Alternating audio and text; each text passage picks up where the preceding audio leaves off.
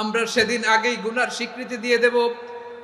আমরা বলবো, আল্লাহ তুমি প্রশ্ন করার আগে তোমার একটা কথা বলি, আমারে কিছু জিজ্ঞেস করো না, আমি সব করেছি। এমন কোন পাপ নাই যে পাপ আমারে দিয়ে হয় নাই।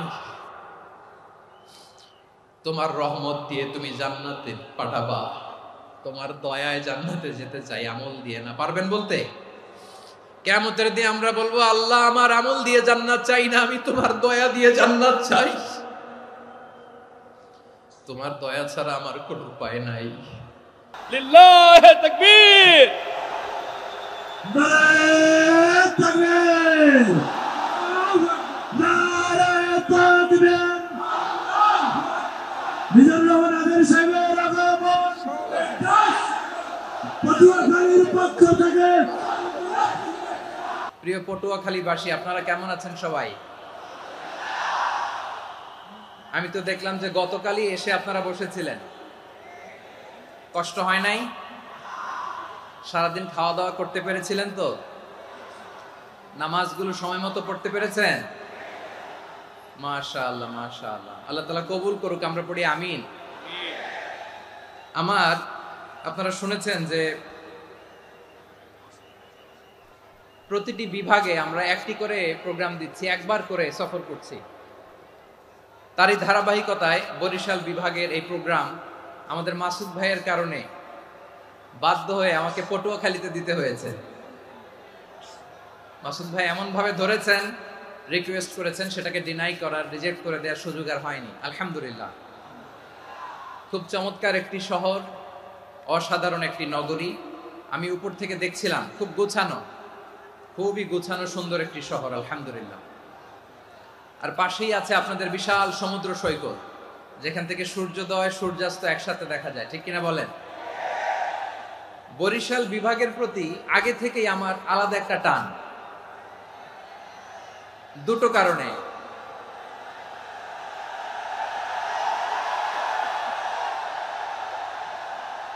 আলহামদুলিল্লাহ, আলহামদুলিল্লাহ, মাশাআল্লাহ। এই গণজোয়ারকে আল্লাহ তাআলা ইসলামের পক্ষে কবুল করে নিক। এই প্রাণ ঢালা উচ্ছ্বাস, ভালোবাসা, এটা কোরআনের জন্য, ইসলামের জন্য, ঠিক কিনা বলেন? কোনো অপশক্তি এই গণজোয়ারকে ঠেকাতে পারবে না। কারণ যে ভালোবাসা আল্লাহর জন্য হয় সেটাকে ঠেকানো যায় না, ঠিক কিনা বলে? আমার প্রাণ প্রিয় পটুয়াখালীবাসী ভাইরা, বিশেষ দুটি কারণে বরিশাল বিভাগের প্রতি আমার আলাদা একটা ভালো লাগা। এর কারণ, এই অঞ্চলে আলেম ওলামা বেশি, ঠিক কিনা বলেন? আজকের এই প্রোগ্রামে অনেক কওমি মাদ্রাসার মুহতামিম সাহেবরা এসেছেন, আমি শুনেছি। আলিয়া মাদ্রাসার প্রিন্সিপাল হুজুররা এসেছেন, খতিব সাহেবরা এসেছেন, ইমাম সাহেবরা এসেছেন, মুয়াজ্জিন সাহেবরা এসেছেন। এই বিভাগে আলেম ওলামা বেশি। তার প্রমাণ, এখানে এই বরিশালের ভেতরে আছে সারসিনা দরবার, ঠিক কিনা বলেন? অনেক হাক্কানি একটা দরবার। সারসিনার মরহুম পীর সাহেব হুজুরের খেদমত করেছি আমি অনেকবার, সুযোগ হয়েছিল আমার ছাত্র জামানায়। তো ওনাদের মাদ্রাসা কেন্দ্রিক অনেক খেদমত, আলহামদুলিল্লাহ। তারপর এই বিভাগে রয়েছে চরমোনাই দরবার, ঠিক কিনা বলেন? ওনাদেরও বিশাল মাদ্রাসা, ধর্মীয় অঙ্গনে, মাদ্রাসা অঙ্গনে, রাজনৈতিক অঙ্গনে ওনাদের অনেক খেদমত। তারপরে এখানে আছে ঝালকাঠি এনএস কামিল মাদ্রাসা। আমরা কায়েস সাহেব হুজুরের কথা শুনেছি, আল ইত্তেহাদ মা আল ইখতিলাফ, মতবিরোধের সাথে ঐক্য, অসাধারণ কথা। তো এই সমস্ত বড় বড় আল্লাহওয়ালাদের আগমন এই ভূখণ্ডে হওয়ার কারণে এখানে ধর্মীয় বিশৃঙ্খলা, মারামারি কম, আছে ঐক্য, ঠিক কিনা বলেন? বরিশাল বিভাগের প্রতি আমার বিশেষ ভালোবাসার এটা একটা কারণ। দুই নম্বর কারণ হচ্ছে, আমি ঢাকাতে যে মাদ্রাসায় পড়াশোনা করেছি, দারুন নাজাত সিদ্দিকিয়া কামিল মাদ্রাসা, আমার মাদ্রাসার শিক্ষক মন্ডলীর অধিকাংশ হচ্ছে এই বরিশালের, আলহামদুলিল্লাহ। আমাদের শ্রদ্ধেয় প্রিন্সিপাল হুজুর আখম আবু বকর সিদ্দিক হাফিজাহুল্লাহ ওয়া রাআহ, উনি এলাকার সহ পুরো দারুন নাজাত মাদ্রাসার অধিকাংশ আসাতাজা ইকরাম এই ভূখণ্ডের, এই অঞ্চলের হওয়ার কারণে ছোটবেলা থেকেই বরিশালের প্রতি আমার একটি ভালোবাসা। তো আমি অন্তরের অন্তঃস্থল থেকে আবারও শুভেচ্ছা জানাতে চাই আমি আমাদের অনেক ভাইদেরকে দেখতে পাচ্ছি আপনারা বসার জায়গা পাননি, দাঁড়িয়ে আছেন এবং খুবই নিশ্চুপ, শান্ত, সুশৃঙ্খল। The people of Barishal, they are very smart, আলহামদুলিল্লাহ, মাশাআল্লাহ। এবং শ্রোতা যাদেরকে দেখতে পাচ্ছি বেশিরভাগের বয়স 15 থেকে 25। জেনজি, যেখানেই যাই জেনজি আমারে ছাড়ে না, মাশাআল্লাহ। এরাই আগামীর বাংলাদেশ, এরাই বাংলাদেশ। এদের হাতেই নিরাপদ আমার লাল সবুজের পতাকা, এদের হাতেই নিরাপদ আমার 56,000 বর্গ মাইলের প্রতিটি ইঞ্চি মাটি। এজন্য তোমাদেরকে সাবধান থাকতে হবে, সজাগ থাকতে হবে দেশের জন্য, এদেশের সার্বভৌমত্বের জন্য, ঠিক কিনা বলেন? আমার প্রিয় ভাইরা, আপনারা এখন যেমনি নিশ্চুপ, নীরব, very quiet and calm, discipline, I like it, I love it. শেষ পর্যন্ত আপনারা এরকম নিশ্চুপ, নীরব, নিস্তব্ধ, নিঝুম থাকবেন তো আপনারা? মাশাআল্লাহ। আমি খুব লম্বা চূড়া সময় নেব না, অনেক আলোচনা হয়েছে, আমি পাশেই ছিলাম, আমি দুপুরেই চলে এসেছি, আমি শুনছিলাম আলোচনাগুলো, অসাধারণ আলোচনা হয়েছে। আসলে আলোচনা হওয়া দরকার অল্প, ইবাদত আর আমল হওয়া দরকার বেশি, ঠিক কিনা? কিয়ামতের একটা আলামত হচ্ছে খুতবুকুম তাওয়িলা ওয়া সালাওয়াতুকুম কাসীরা। কিয়ামতের আগে আমাদের বক্তব্য হয়ে যাবে লম্বা। Your speech will be longer and your salah will be very shorter. বক্তব্য হবে লম্বা, সালাত হবে খাটো। এই নমুনা বর্তমানে আছে না নাই? ঘন্টার পর ঘন্টা, তাও তৃপ্তি মিটে না। অনেক জায়গায় রাত পর্যন্ত, মিডনাইট পর্যন্ত, মধ্যরাত পর্যন্ত আলোচনা হয়, এটা ঠিক নয়। বক্তব্য হবে একেবারে gist, cream of the creams, একেবারে ক্রিম কথাটা আলোচক উপস্থাপন করবেন। হেদায়েত দেওয়ার মালিক কে? ইন্নাকা লা তাহদি মান আহবাবতা ওয়ালাকিন্নাল্লাহা ইয়াহদি মান ইয়াশা। নবী হে, আপনি চাইলেই কাউকে হেদায়েত দিতে পারবেন না, হেদায়েত দেওয়ার মালিক কে? প্রিয় ভাইরা, আমি শুরুতেই দেখতে চাই যে আপনারা বরিশাল বিভাগের কে কোন জেলা থেকে আসলেন, এটা একটু জেনে খোঁজখবর নিয়ে আমি আলোচনা শুরু করবো ইনশাআল্লাহ বিইذنিল্লাহ।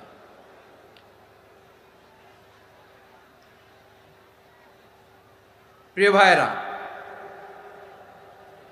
আমি দেখতে চাচ্ছি আপনাদের এই বরিশাল বিভাগের ভোলা জেলা আছে না একটা, দ্বীপ জেলা, ওখান থেকে কেউ আসতে পারছেন নাকি? হ্যাঁ, আল্লাহু আকবার, আসছে তো, ওই যে হাত দেখা যাচ্ছে। সর্বনাশ, মাশাআল্লাহ, ঠিক আছে, আল্লাহ আমার ভাইদেরকে তুমি কবুল করো। বরগুনা জেলা থেকে কেউ এসেছেন আজকের প্রোগ্রামে? ইয়া সালাম, মাশাআল্লাহ, মাশাআল্লাহ, ওয়েলকাম, ওয়েলকাম, ঠিক আছে। পিরোজপুর জেলার কেউ এসেছেন? পিরোজপুর জেলা থেকে মাশাআল্লাহ অনেক ভাইরা এসেছেন। ঝালকাঠি, মাশাআল্লাহ, ঝালকাঠির অনেক আসছে। তারপর বরিশাল জেলা থেকে কারা কারা এসেছেন? বরিশাল, মাশাআল্লাহ, তাবারাকাল্লাহ। এবার পটুয়াখালী জেলার কারা কারা দেখি? মাশাআল্লাহ, মাশাআল্লাহ, মাশাআল্লাহ। আল্লাহ তুমি কবুল করো, আল্লাহ তুমি কবুল করো। লিল্লাহি তাকবীর, লিল্লাহি তাকবীর, লিল্লাহি তাকবীর। হাত নামান। প্রিয় ভাইরা, আসুন আমরা কাল বিলম্ব না করে আজকের পটুয়াখালী জেলা শহরের, মাশাআল্লাহ, ওই যে লক্ষ্মীপুর থেকে আমাদের ভাই এসে প্লেকার্ড নিয়ে দাঁড়াইছে, ঠিক আছে, প্লেকার্ড দেখেছি, ফি আমানিল্লাহ। আচ্ছা, এই বরিশাল বিভাগের বাইরে থেকে কারা কারা আসছেন দেখি, কেউ আছেন কিনা? মাশাআল্লাহ, অনেক অনেক অনেক, মাশাআল্লাহ, আল্লাহ কবুল করুন, আল্লাহ কবুল করুন, ফি আমানিল্লাহ। চাঁদপুর, ঠিক আছে, ঠিক আছে, হ্যাঁ, ইলিশের বাড়ি চাঁদপুর, ঠিক আছে, মাশাআল্লাহ। বসুন, বসুন। সম্মানিত ভাইরা, আসুন আমরা মূল আলোচনার দিকে চলে যাই। আজকে আমরা যে টপিকটা নিয়ে আলোচনা করব সেটা হচ্ছে, আমরা যে জীবনে বিপদে পড়ি, আমরা বিপদে পড়লে আমাদেরকে উদ্ধার করে কে? আল্লাহ ছাড়া আমাদের বাঁচানোর কেউ আছে? উদ্ধার করার কেউ আছে? রক্ষা করার কেউ আছে? এজন্য বিপদে পড়লে আমরা চাইবো কার কাছে? আমাদের যাই দরকার হোক আমরা ফরিয়াদ করব কার কাছে? নাকি মাজারে যেয়ে চাবেন? মাজারে যেয়ে যাবেন? অনেকে তো মাজারে যেয়ে কপাল ঘষে, আছে না নাই?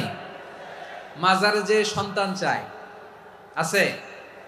এই এলাকায় নাই, এলাকার লোকদের আকীদা খালেস আমি জানি। মাজারে যেয়ে কপাল ঘষে আর সন্তান চায়। আচ্ছা, মাজারে গেলে সন্তান পাওয়া যায়?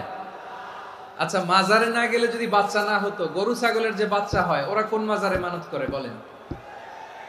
কথা কি বুঝতেছেন? এই যে প্রতি বছর গরু ছাগল ভেড়া এগুলো যে বাচ্চা দেয়, এরা কোন মাজারে যে মানত করে? এজন্য চাইতে হবে একজনের কাছে, তিনি কে? আমার প্রিয় পটুয়াখালীবাসী, মাজার জিয়ারত করা সুন্নাহ। আমরা মাজার জিয়ারত করব, আল্লাহ ওয়ালাদের কবরে যাব, আমরা সেখানে যে সালাম দিব, দোয়া করব, নিজের জন্য করব, কবরে শুয়ে থাকা মাইয়েতের জন্য করব, পুরো মুসলিম উম্মার জন্য করব। কিন্তু কবরে যিনি শুয়ে আছে ওই বাবার কাছে সন্তান চাওয়া যাবে? চাকরি চাওয়া যাবে? সফলতা চাওয়া যাবে? সফলতা দেয় কে? সবাই বলেন নাই, আওয়াজ করে বলেন, সফলতা দেওয়ার মালিক কে? এক কথাই রব্বুল আলামিন বলেন, ওয়া ইয়ামসাসকাল্লাহু বিদুররিন ফালা কাশিফা লাহু ইল্লা হু ওয়া ইয়ুরিদকা বিখাইরিন ফালা রাদ্দা লিফাদলি يصيب به من يشاء من عباده وهو الغفور الرحيم الله أكبر আল্লাহ বললেন ওয়া ইয়ামসাসকাল্লাহু বিদুররিন ফালা কাশিফা লাহু ইল্লা হু। আল্লাহ যদি তোমাকে কোনো বিপদ স্পর্শ করায়, আল্লাহ যদি তোমারে কোনো বিপদে ফেলে দেয়, ওই বিপদ থেকে উদ্ধার করার তিনি ছাড়া আর কেউ নাই। জোরে বলেন ঠিক কিনা? তিনি যদি কোনো বিপদে ফেলেন, তিনি ছাড়া বিপদ থেকে উদ্ধার করার কেউ নাই। আর তিনি যদি তোমার প্রতি কোনো অনুগ্রহ করতে চান, ওই অনুগ্রহ ঠেকিয়ে দেওয়ার ক্ষমতাও কারো নাই। আল্লাহ যদি আপনার সফলতা দিতে চায়, পৃথিবীর কোনো শক্তি ওই সফলতাকে থামাতে পারে? এজন্য আল্লাহ বললেন, খবরদার, চিন্তা আর আকীদা খালিস করে নাও। ওয়া ইয়ামসাসকাল্লাহু বিদুররিন ফালা কাশিফা লাহু ইল্লা হু। আল্লাহ বিপদে ফেললে বিপদ থেকে উদ্ধার করার কেউ থাকে না। আর আল্লাহ যদি তোমার প্রতি দয়া দেখাতে চান, অনুগ্রহ করতে চান, ওই অনুগ্রহকে প্রতিরোধ করার মতো ক্ষমতা কারো নাই। তিনি তার বান্দাদের মধ্য থেকে যাকে ইচ্ছা তাকে দেন, যত ইচ্ছা তত দেন। তিনি ক্ষমাশীল, তিনি মেহেরবান। সুবহানাল্লাহ। তিনি ক্ষমাশীল, তিনি মেহেরবান। তাহলে এই আয়াত থেকে আমরা বুঝতে পারলাম, আমরা যদি বিপদে পড়ি আমাদেরকে কেউ বাঁচাতে পারে না। আমার বাবা আমারে বাঁচাতে পারে? হ্যাঁ? আমার মা আমাকে বাঁচাতে পারে? আমার বন্ধু আমারে বাঁচাতে পারে? আমার দলের কর্মী আমাকে বাঁচাতে পারে? আমার পীর সাহেব আমারে বাঁচাতে পারে? আমার পটুয়াখালীর ভাইয়েরা খেয়াল রাখবেন, বাঁচাতে পারে এক মহান সত্তা, উদ্ধার করতে পারে এক মহান সত্তা। চিৎকার করে বলুন, তিনি কে? আবার আল্লাহ বললেন, আম্মাই ইউজিবুল মুত্তাররা ইযা দাআহু ওয়া ইয়াকশিফুস সুআ ওয়া ইয়াজআলুকুম খুলাফাআল আরদ আইলাহুম মা'আল্লাহ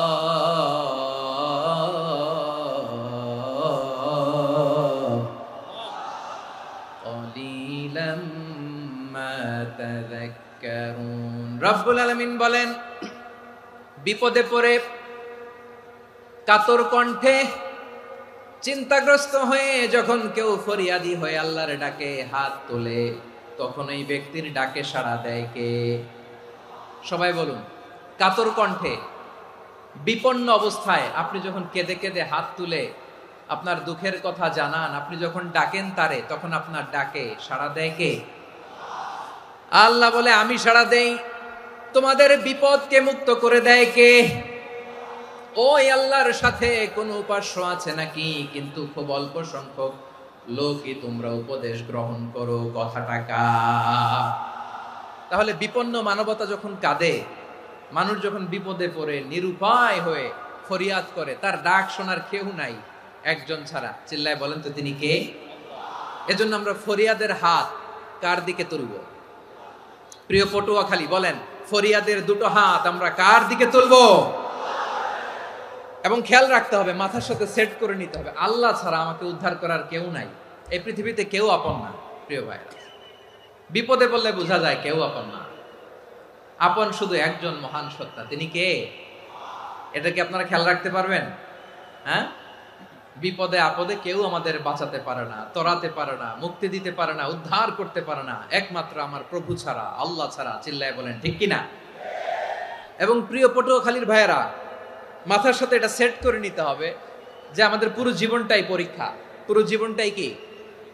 the life is a test. পুরো জীবনটাই পরীক্ষা। এই জীবনে বিপদ আসবে, আপদ আসবে, পরীক্ষা আসবে, সবার জীবনে এটা থাকে। এক একজনের পরীক্ষা এক এক রকম। আমার পরীক্ষা একরকম, মাসুদ ভাইয়ের পরীক্ষা একরকম, চৌধুরী সাহেবের পরীক্ষা একরকম, আপনার পরীক্ষা একরকম, ওনার পরীক্ষা আবার আরেক রকম। পুরো পৃথিবীটাই পরীক্ষা ক্ষেত্র, সবাই পরীক্ষা দিচ্ছি, কিন্তু কারো পরীক্ষা প্রশ্নের সাথে কারোটার মিল নাই। সুবহানাল্লাহ পড়বেন না? পুরোটাই পরীক্ষা ক্ষেত্র, সবাই পরীক্ষার্থী, কিন্তু প্রশ্নপত্র একটার সাথে আরেকটা মিলে না। One doesn't match the other. একজনেরটার সাথে আরেকজনেরটা মিলে না। কাউকে আল্লাহ তাআলা ধনী বানিয়ে পরীক্ষা করেন। কি বানিয়ে? কথা কি বুঝতেছেন নাকি কষ্ট হচ্ছে? কষ্ট হচ্ছে আপনাদের? কাউকে আল্লাহ ধনী বানিয়ে পরীক্ষা করেন, আবার কাউকে আল্লাহ তাআলা গরিব বানিয়ে পরীক্ষা করেন, কাউকে আল্লাহ অসুস্থ বানিয়ে পরীক্ষা করেন। কেউ দেখবেন যে দুরারোগ্য ব্যাধিতে আক্রান্ত, ডাক্তার বলেছে আর সময় নাই, দুরারোগ্য ব্যাধি, ক্যান্সার, যার নেই কোনো অ্যান্সার, তার জন্য পরীক্ষা হচ্ছে এই রোগ। আরেক লোক দেখবেন তার আবার রোগ বালাই নাই, মাশাআল্লাহ, তাকে আল্লাহ তাআলা আর্থিক দৈন্যতা, দারিদ্রতা দিয়ে পরীক্ষা করছেন। এরকম আছে না নাই? টাকা পয়সা নাই, দিন আনে দিন খায়, যা আছে তাতে চলে না, এটা তার জন্য পরীক্ষা। আবার আরেক শ্রেণীর লোক দেখবেন তাকে আল্লাহ অসুস্থতাও দেয় নাই, দারিদ্রতাও দেয় নাই, তার দাম্পত্য জীবনের সমস্যা আছে না নাই? স্ত্রী কথা শোনে না, অথবা ছেলে মেয়ে কথা শোনে না। তাহলে পরীক্ষা সবার জীবনে আছে, এক একজনের পরীক্ষাটা এক এক রকম। আল্লাহ তাআলা দেখতে চায় যে এই পরীক্ষার সময় আমরা কিরকম রেসপন্স করি। How to deal with the test, কিভাবে এই বিপদ আপদ পরীক্ষাগুলোকে আমরা হ্যান্ডেল করব, ডিল করব, এটা হচ্ছে আজকের আলোচনার বিষয়। বুঝতে পেরেছেন সবাই আমার প্রিয় ভাইয়েরা? তাহলে পরীক্ষাময় আমাদের জীবন, বিপদ আপদ পরীক্ষা, এটা মানুষের পিছু ছাড়ে না।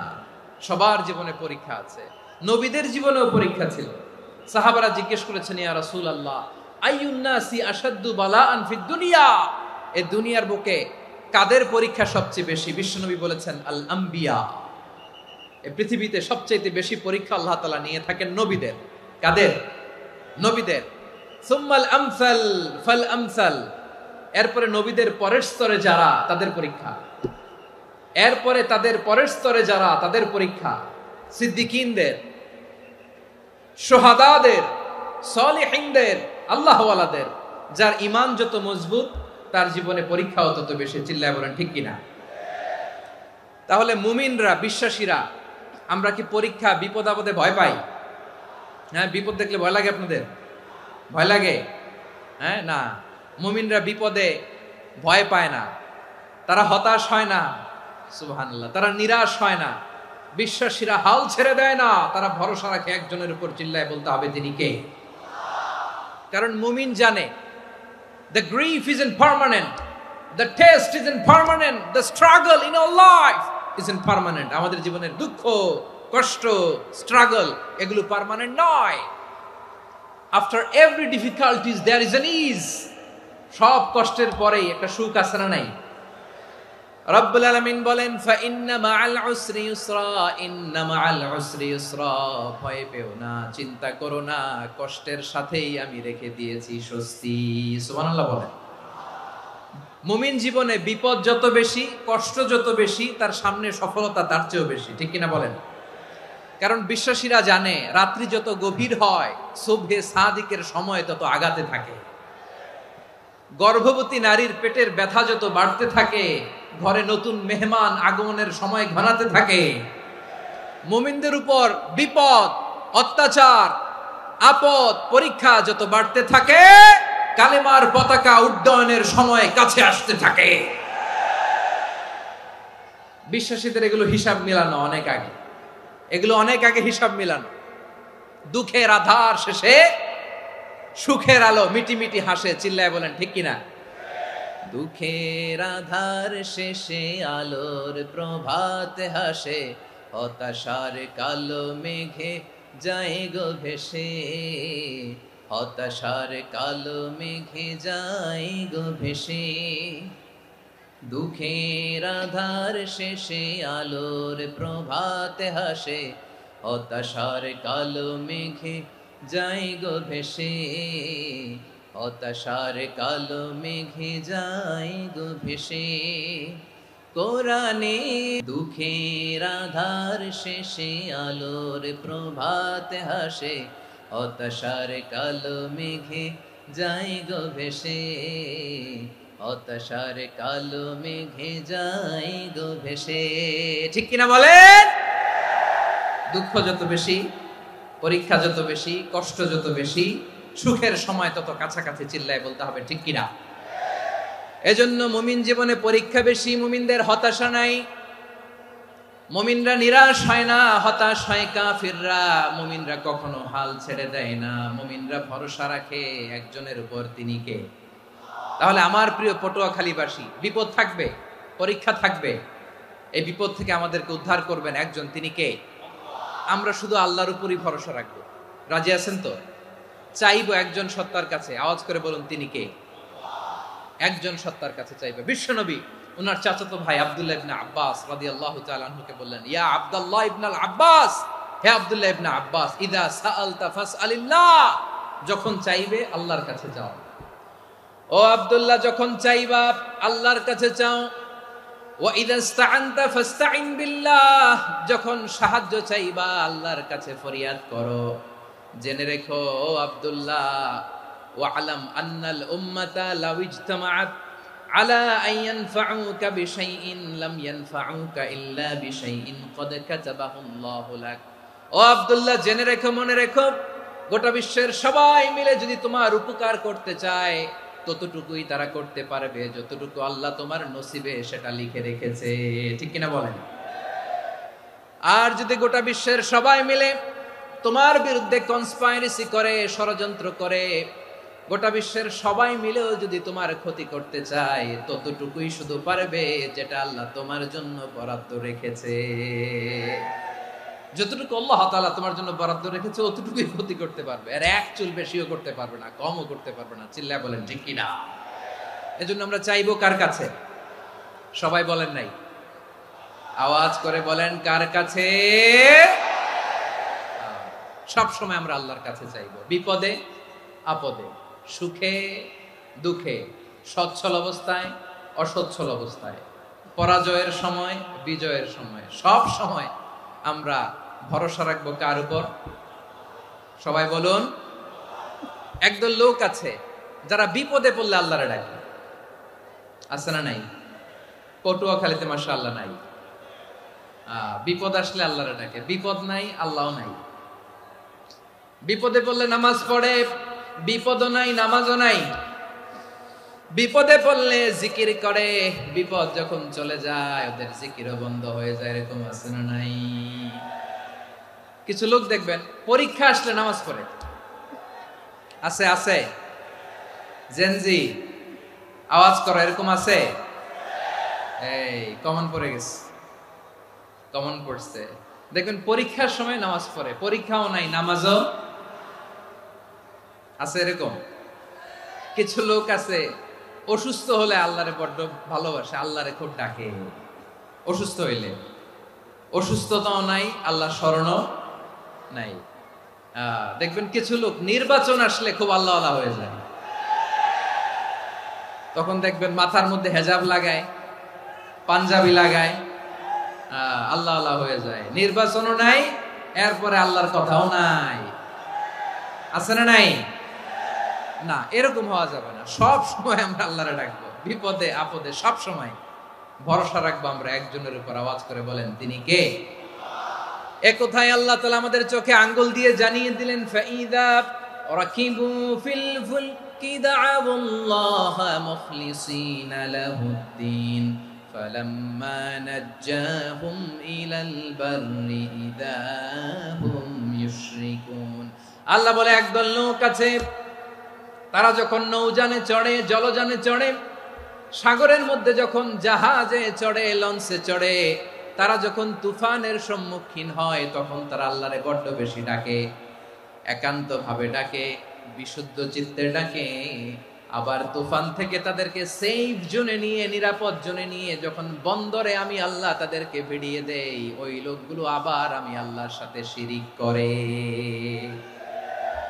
এরকম আছে না নাই জাহাজে উঠছে সাগরের মাঝখানে তুফান ওই সময় দেখবেন আল্লাহ কারে কয় এই কথা তো আপনাদেরকে বোঝানো সহজ আপনারা তো নদীর দেশের মানুষ লঞ্চে চড়েন নাই কারা কারা দেখি লঞ্চে চড়ছেন হ্যাঁ লঞ্চে চড়ে নাই এরকম একজনও নাই এখানে আচ্ছা লঞ্চে উঠছেন কে কে দেখি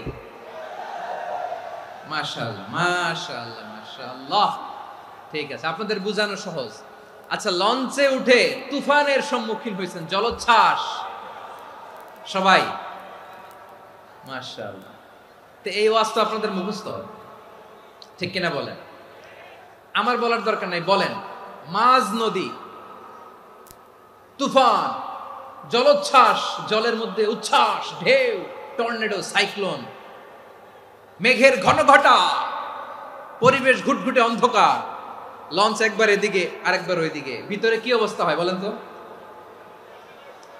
হ্যাঁ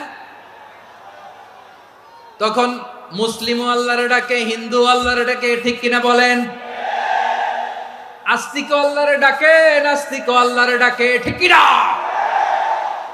লঞ্চের ভেতর স্টিমারের ভেতর কান্নারে রোল পড়ে যায় চিৎকারের রোল পড়ে যায় সবার মুখ দিয়ে শুধু একটা আওয়াজ লা ইলাহা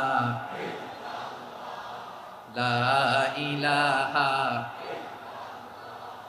লা ইলাহা সুবহানাল্লাহ আলহামদুলিল্লাহ লা ইলাহা আল্লাহ নামের জিকির করবে যারা আল্লাহর কাছে প্রিয় তারা আল্লাহর কাছে প্রিয় যারা জান্নাতে প্রবেশ করবে তারা জোরে লা ইলাহা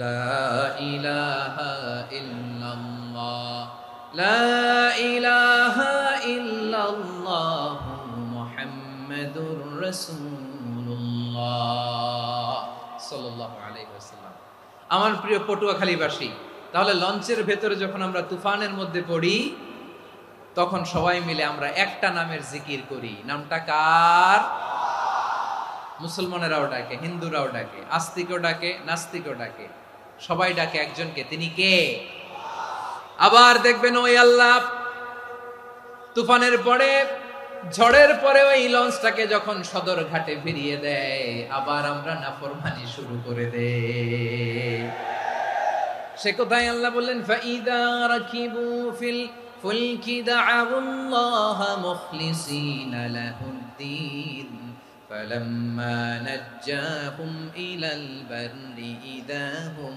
يشركون সাগরে যখন তুফানে পড়ে আমি আল্লাহর ডাকে আবার আমি আল্লাহ যখন বাঁচিয়ে দেই আবার আমি আল্লাহর সাথে শিরিক শুরু করে আমরা কি এরকম হতে চাই নাকি এরকম করবেন হ্যাঁ না আমরা তুফানে পড়লেও আল্লাহরে ডাকি আবার বাঁচায় দেওয়ার পরেও ডাকি কারে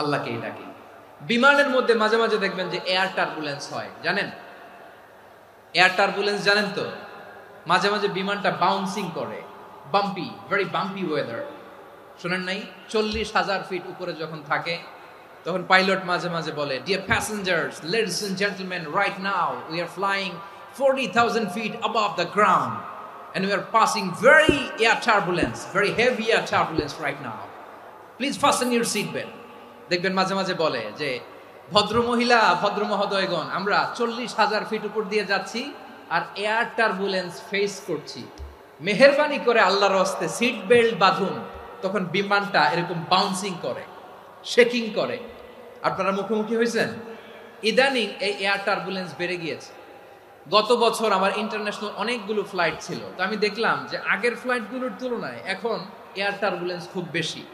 আমি একটু রিসার্চ করে দেখলাম ক্লাইমেট চেঞ্জের কারণে, জলবায়ু পরিবর্তনের কারণে আকাশের বাতাসের মুভমেন্টে পরিবর্তন হয়েছে, ফলে এখন বিমান শেকিং করে বেশি, বাউন্সিং, বাম্পি ওয়েদার। তো বলেন তো 40,000 ফিট উপরে যখন আপনি, কয় হাজার ফিট, সবাই বলুন কয় হাজার ফিট, 40,000 ফিট উপরে যখন আপনি, তখন যখন বিমানটা এরকম বাউন্সিং করে, সবাই যখন ভমিটিং করে বিমান নষ্ট করে দেয়, বমি করে, তখন বাঁচানোর কে আছে আল্লাহ ছাড়া? কেউ আছে? ওই মুহূর্তেও সবাই মিলে একজনের ডাকে আওয়াজ করে বলেন তিনি কে? মাঝে মাঝে কিছু সোশ্যাল মিডিয়ায় কিছু ভিডিও পাওয়া যায় যে হেভি যখন এয়ার টার্বুলেন্স হয় 10 সেকেন্ড 15 সেকেন্ডের কিছু ভিডিও পাওয়া যায়, বিমানটা এরকম বাউন্সিং করছে, বাম্পি ওয়েদার, কাঁপছে, মানুষগুলো বমি করছে, অক্সিজেন মাসগুলো সব ঝুলে পড়েছে, বিমানটা শুধু কাঁপছে। তখন দেখবেন বিমানের ভেতরেও এরকম লঞ্চের মতো চিৎকার আছে না নাই? বিমানের ভেতরেও তখন চিৎকার। গত বছর হিথ্রো এয়ারপোর্ট থেকে সিঙ্গাপুর এয়ারলাইন্সের একটা ফ্লাইট, হিথ্রো টু চাঙ্গি, একটা ফ্লাইটে এমন বেশি এয়ার টার্বুলেন্সের শিকার হয়েছিল ওই এয়ারক্রাফটটা, 33 জন যাত্রী সেখানে আহত হয়েছে, একজন যাত্রী নিহত হয়েছে। কেবিন ক্রুজ, এয়ার হোস্টেস যারা আছে, একজনের নাক ফেটে, চোখ ফেটে, কপাল ফেটে, ব্লিডিং হয়ে শয়লা। প্রিয় ভাইরা, ওই 40,000 ফিট উপরে বিমানটা যখন কাঁপবে, তখন আমাদেরকে আল্লাহ ছাড়া আর কেউ বাঁচানোর আছে? এত আসতে বললে হবে? ওই কঠিন মুহূর্তে আমার বাবা আমারে বাঁচাতে পারে, আমার বন্ধু আমারে বাঁচাতে পারে। এই গ্রাউন্ডে, জমিনের বুকে আমার প্রোটোকল, আমার ক্ষমতা, আমার দাম্ভিকতা, কোনো কিছু আমারে বাঁচাতে পারে একজন ছাড়া। চিল্লায় বলতে হবে তিনি কে?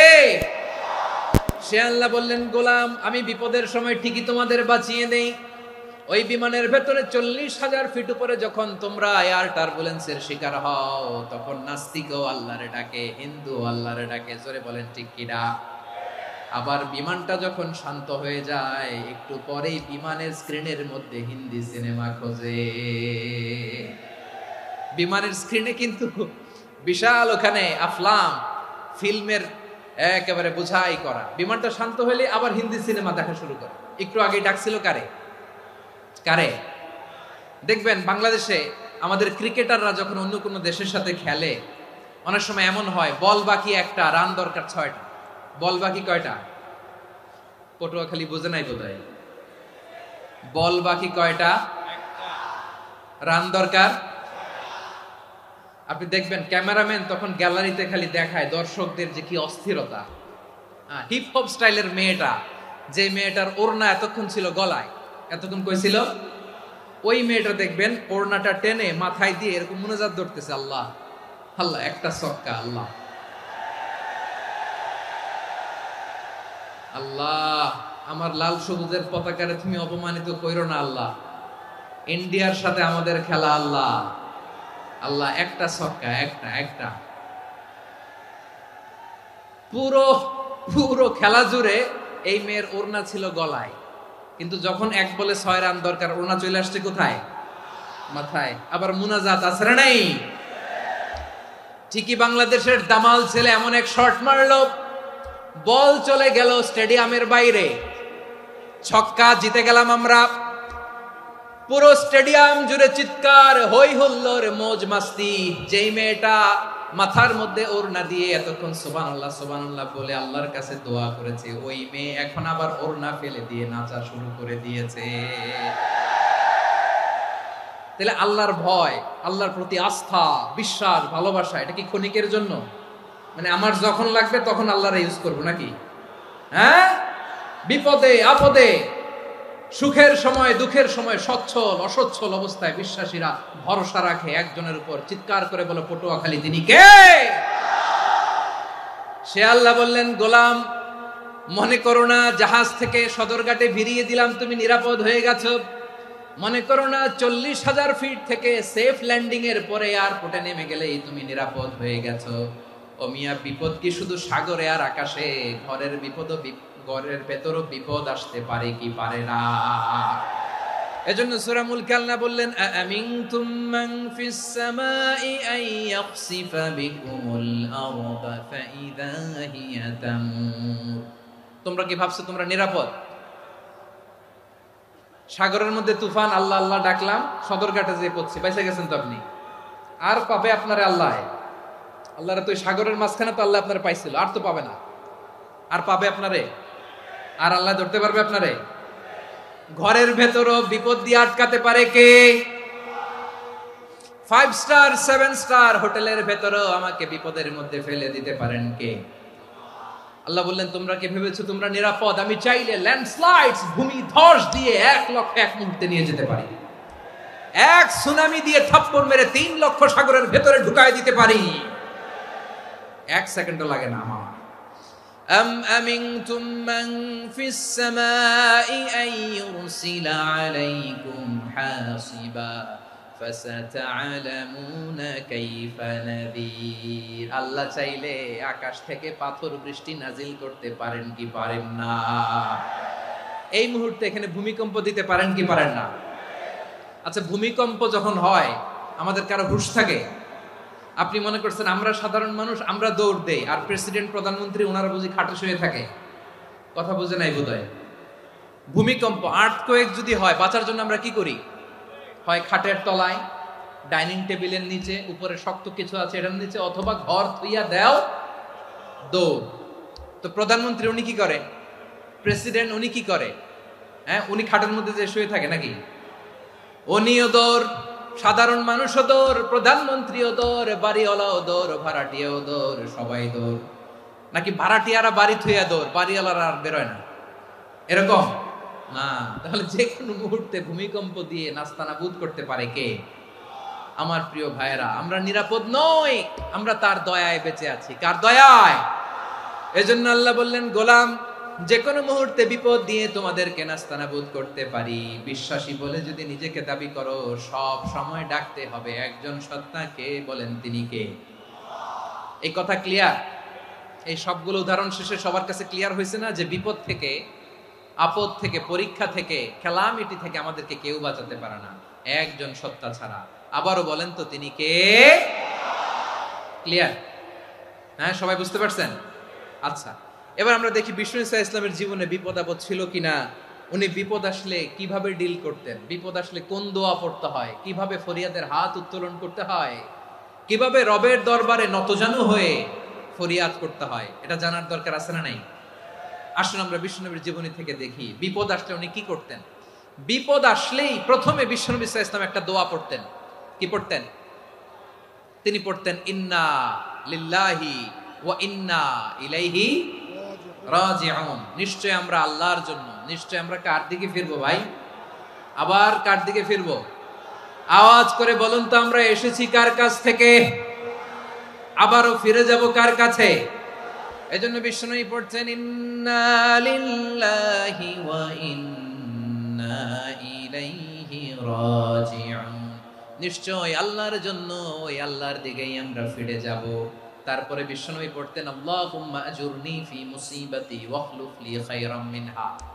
একসাথে প্রথমে পড়তেন ইন্না লিল্লাহি ওয়া ইন্না ইলাইহি রাজিউন, তারপর পরে পড়তেন আল্লাহুম্মা আজুরনি ফি মুসিবাতি ওয়াখলুফ লি খায়রাম মিনহা। মানে আল্লাহ, এই যে আমি বিপদে ধৈর্য ধারণ করলাম, এটার সব তুমি আমারে দাও, আর যেটা হারালাম এর চেয়ে ভালো কিছু দিয়ে মেকআপ করে দিও, ভালো কিছু দিয়ে বদল করে দিও। সুবহানাল্লাহ পড়েন। তাহলে বিপদ আসলে আমরা কি পড়বো? কথা বলেন। এই যে আমি শুয়েছিলাম, নাশিদ গাচ্ছিল ওরা, এদেশে পরস্পরে দেখা হলে দেয় সালাম, এদেশে আমজনতার হৃদয় জুড়ে পাকালাম, এদেশে বিপদ এলে সর্বজনে সর্বক্ষণে দোয়া পড়ে ইন্না লিল্লাহ। কি পড়ে? সুবহানাল্লাহ সুবহানাল্লাহ সুবহানাল্লাহ সুবহানাল্লাহ। এদেশে আজান শুনে সূর্য ওঠে শহর গ্রামে, এদেশে আজান শুনে সূর্য ডুবে সন্ধ্যা নামে, এদেশে সকল কাজে সবাই বলে বিসমিল্লাহ, এদেশে ভালো কিছু দেখে শুনে হাসি মুখে সবাই বলে মাশাআল্লাহ। সুবহানাল্লাহ পড়েন। তাহলে বিপদ এলে আমরা কি পড়ি?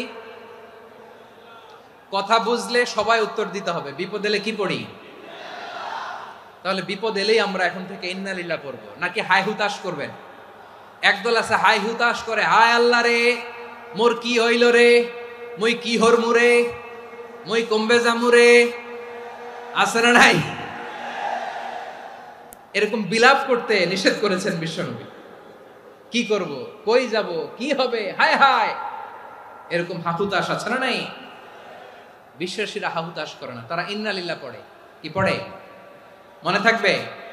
আমরা পড়বো ইন্না লিল্লাহি ওয়া ইন্না ইলাইহি রাজিউন। নিশ্চয়ই আমরা আল্লাহর জন্য, আমরা আল্লাহর দিকেই ফিরে যাব। এরপর পড়বো আল্লাহুম্মা আজুরনি ফি মুসিবাতি ওয়াখলুফ লি খায়রাম মিনহা। আল্লাহ, আমি যে বিপদে ধৈর্য ধারণ করলাম এটার সওয়াব দিও, আর যা হারালাম তার চেয়ে ভালো কিছু দিয়ে বদল করে দিও। সুবহানাল্লাহ পড়েন। বিশ্বনবীর হাদিস শুনলেন উম্মে সালামা রাদিয়াল্লাহু তাআলা আনহা। ওনার স্বামী হলো আবু সালামা। মজার ঘটনা খেয়াল করে শুনেন আমার প্রিয় কলিজার টুকরা ভাইয়েরা। কানগুলো খরগোশের কানের মতো খাড়া করে আমার দিকে তাকান। সাইয়্যিদাতুনা উম্মে সালামা রাদিয়াল্লাহু তাআলা আনহা, ওনার স্বামীর নাম আবু সালামা। শ্রেষ্ঠ দম্পতি, শ্রেষ্ঠ ফ্যামিলি।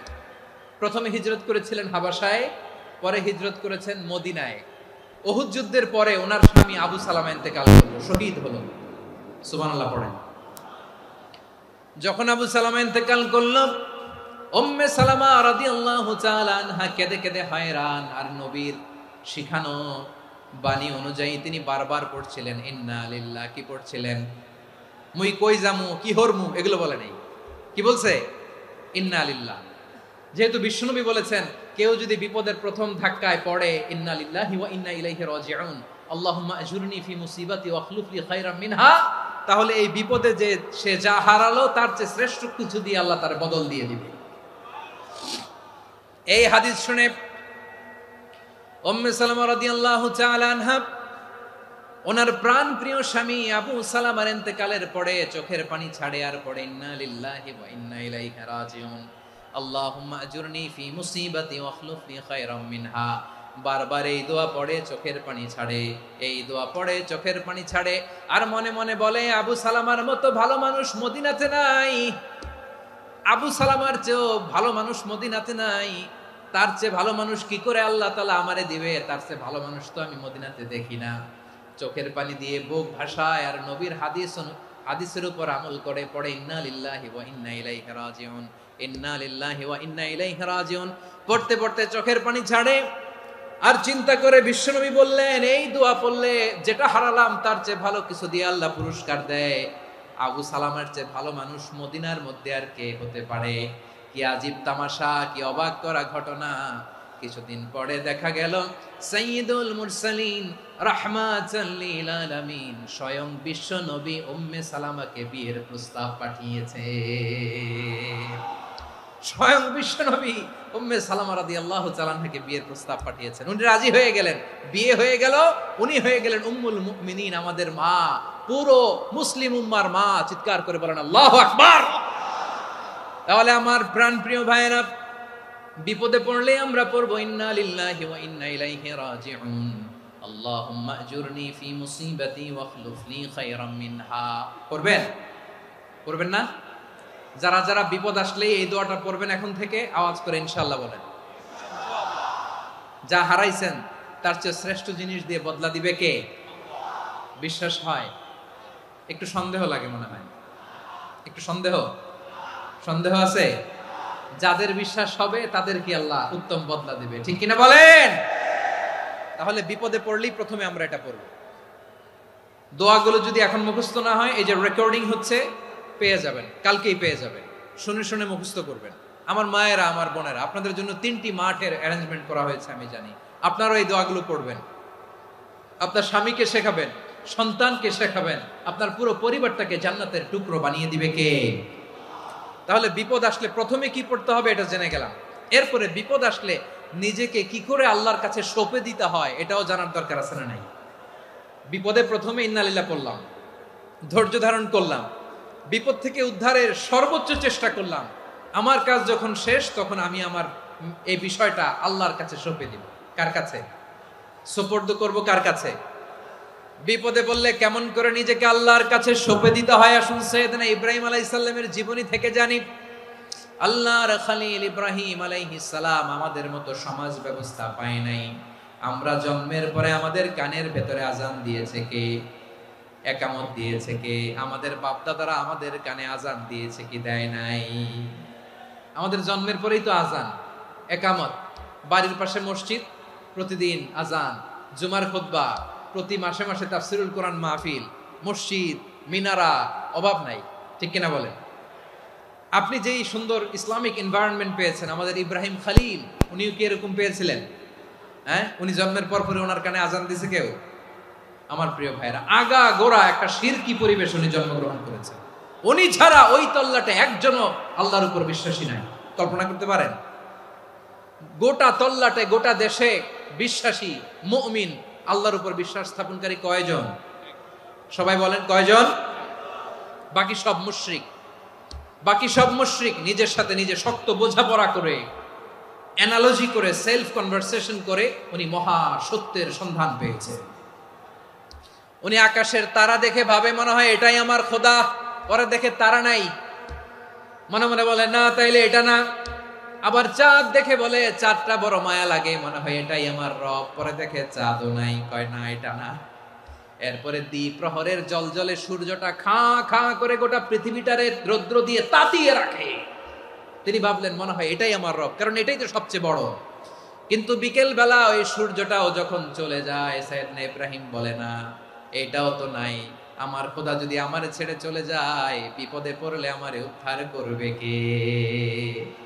এভাবে নিজের সাথে অ্যানালজি, সেলফ কনভারসেশন করতে করতে করতে তিনি মহা সত্যের সন্ধান পেয়েছেন। সুবহানাল্লাহ পড়েন। সব শেষে তিনি ডিসিশন নিয়ে ঘোষণা দিলেন, ইন্নী ওয়াজ্জাহাতু ওয়াজহিয়া লিল্লাযী ফাতারাস সামাওয়াতি ওয়াল আরদা হানিফান ওয়া মা আনা মিনাল মুশরিকিন। নিশ্চয় আমি এমন সত্তার দিকে মনোনিবেশ করলাম, মুখাপেক্ষী হলাম, যিনি আকাশ বানিয়েছেন, জমিন বানিয়েছেন, আমি মুশরিক নই। সুবহানাল্লাহ। পারতেন? আপনি পারতেন? কেউ নাই, লক্ষ লক্ষ মুশরিক, আপনি একা। ওনার মতো এরকম বিচক্ষণতা দিয়ে আল্লাহরে খুঁজে পাইতে পারতেন আপনি? কি নবী ছিল, আল্লাহকে খুঁজে পেয়েছে। যখন আল্লাহর ইবাদত শুরু করলো, এই কথা ছড়ায় পড়লো চারদিকে। নমরুদ সাইয়েদনা ইব্রাহিমকে ডেকে পাঠালেন। নমরুদ বলে, ইব্রাহিম তুমি নাকি মূর্তির পূজা না করে কোন নতুন রবের ইবাদত করো, কে তোমার রব?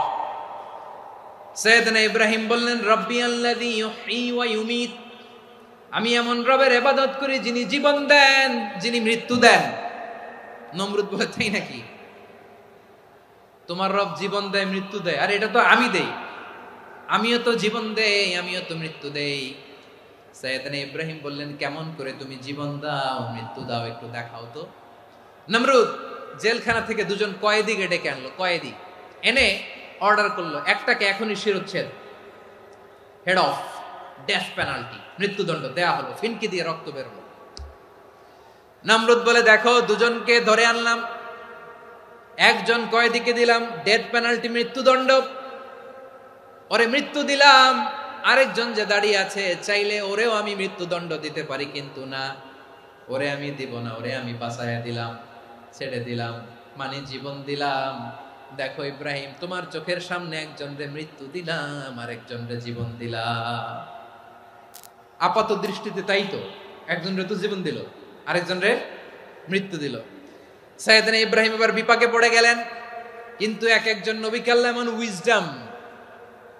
এমন উইজডম, বিচক্ষণতা দিয়ে এই জমিনে পাঠিয়েছেন। মুহূর্তের মধ্যে আল্লাহর খলিল ইব্রাহিম বললেন, ফাইন্নাল্লাহা ইয়াতি বিশ-শামসি মিনাল মাশরিকি ফাতি বিহা মিনাল মাগরিব ফাবুহিতাল্লাযী কাফার। আল্লাহর খলিল ইব্রাহিম বললেন, নমরুদ বুঝলাম তুমি জীবন দাও, মৃত্যু দাও, দেখলাম, কিন্তু আমার রব, আমার আল্লাহ প্রতিদিন সকালবেলা উষা লগ্নে ওই পূর্ব দিগন্ত থেকে সূর্যটাকে উদিত করেন, সাঁঝের বেলা, বিকেল বেলা, কুথুরি লগ্নে, সন্ধ্যা বেলা ওই দ্বিপ্রহরের জলে সূর্যটাকে পশ্চিম দিগন্তে ডুবিয়ে দেন। মানে সকালবেলা পূর্ব দিক থেকে উদিত করা সূর্যটাকে পশ্চিম দিকে বিকেলে তিনি ডুবিয়ে দেন। তুমি যদি পারো ওই সূর্যটাকে পশ্চিম দিক থেকে উদিত করে পূর্ব দিকে ডুবিয়ে দাও। সুবহানাল্লাহ পড়বেন না? দেখেন, ইনস্ট্যান্ট ইন্টেলেক্ট, মুহূর্তে বিচক্ষণতা, উইজডম কাকে বলে? নমরুদ পারবে?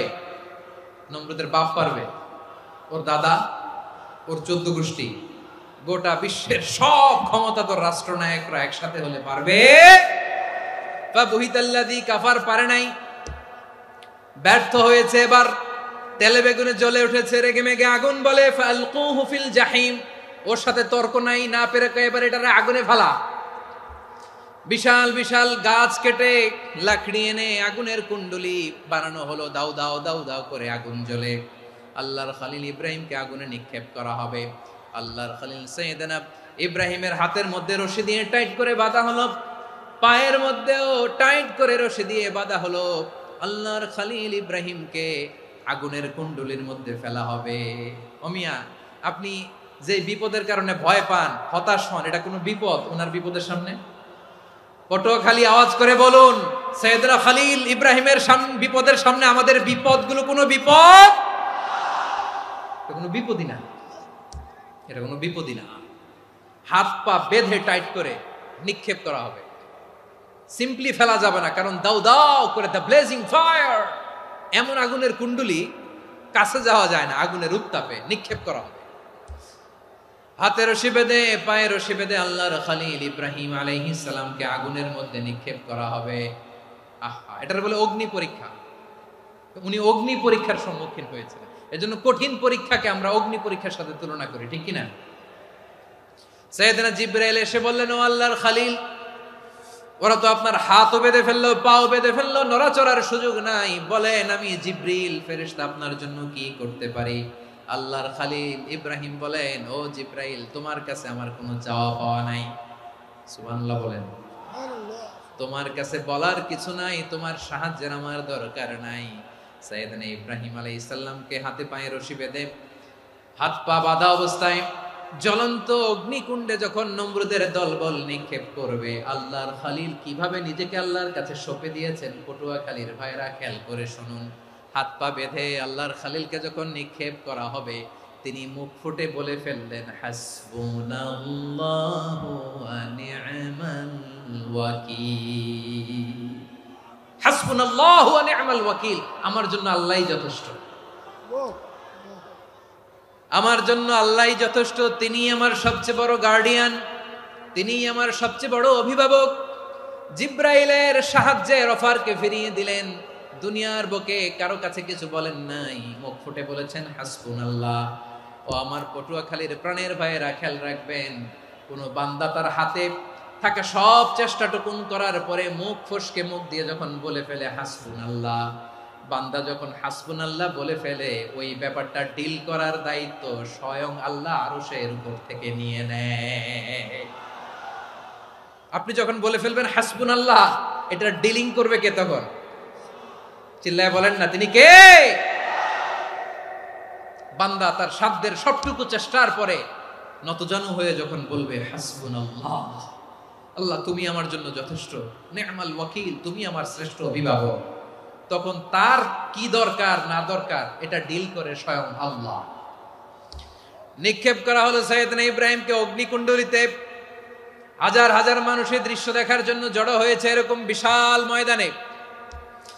কিন্তু কি অবাক করা ঘটনা, সবাই ভয় পাচ্ছিল, না জানে কি হয়ে যায়। আল্লাহর খলিলকে যখন আগুনের কুণ্ডলিতে নিক্ষেপ করা হয়, আল্লাহর খলিল ইব্রাহিম আগুনের কুণ্ডলীর মধ্যে বসে বসে মানুষগুলোর দিকে তাকিয়ে হাসতে শুরু করে দেয়। কারণ আকাশ থেকে রব্বুল আলামিন স্পেশাল ভার্ডিক্ট নাজিল করেছেন, স্পেশাল হুকুম জারি করেছেন, কুলনা ইয়া নারু কুনি বারদান ওয়া সালামান আলা ইব্রাহিম। ও আগুন, খবরদার, সৃষ্টি শুরু থেকে তোকে একটা ধর্ম আমি বাতলে দিয়েছিলাম। তোর ধর্ম, আগুনের ধর্ম হলো যা পাবে জ্বালিয়ে সারখার করবে। আল্লাহ বলল, আগুন তোর ধর্ম দিয়েছিলাম, তুই সব জ্বালিয়ে পুড়িয়ে ছারখার করে দিবি, কিন্তু ক্ষণিকের জন্য আমি তোর জ্বালিয়ে দেওয়ার ক্ষমতাটাকে কেড়ে নিলাম, জ্বালিয়ে ভস্ম করে দেওয়ার ক্ষমতা আমি কেড়ে নিলাম। কুনি বারদান, ঠান্ডা হয়ে যা, কিন্তু এত বেশি ঠান্ডা হবি না আবার আমার ইব্রাহিমের জন্য সর্দি লেগে না যায়। সুবহানাল্লাহ, এত আসতে বললে হবে? কুনি বারদান, বারদ মানে বরফ, ঠান্ডা, ঠান্ডা হ, কিন্তু এত ঠান্ডা হবি না যাতে আমার ইব্রাহিমের কষ্ট হয়। আগুন বলে, আল্লাহ একবার বললাম ঠান্ডা হ, আবার বলো এত ঠান্ডা হবি না যাতে খলিলের সর্দি না লাগে। কেমন ঠান্ডা হব, কেমন এনভায়রনমেন্ট তৈরি করে দেব বলো? আল্লাহ বললেন, সালামান আলা ইব্রাহিম, আমার খলিল, আমার কলিজা, আমার ইব্রাহিমের জন্য তুই জান্নাতের গুল বাগিচা হয়ে যা। ও ভাই, নবী মুসার মতো ঈমান হলে রাস্তা হবে সাগর জলে, নবী ইউসুফের মতো ঈমান হলে একে একে দরজা খোলে, নবী ইব্রাহিমের মতো ঈমান যদি আজও থাকে বিদ্যমান, অগ্নিকুণ্ডে দেখতে পাবে খুবসুরত এক ফুল ভাগা। কুলনা ইয়া নারু কুনি বারদান ওয়া সালামান আলা ইব্রাহিম। বান্দা যখন মুখ দিয়ে বলে হাসবুনাল্লাহ,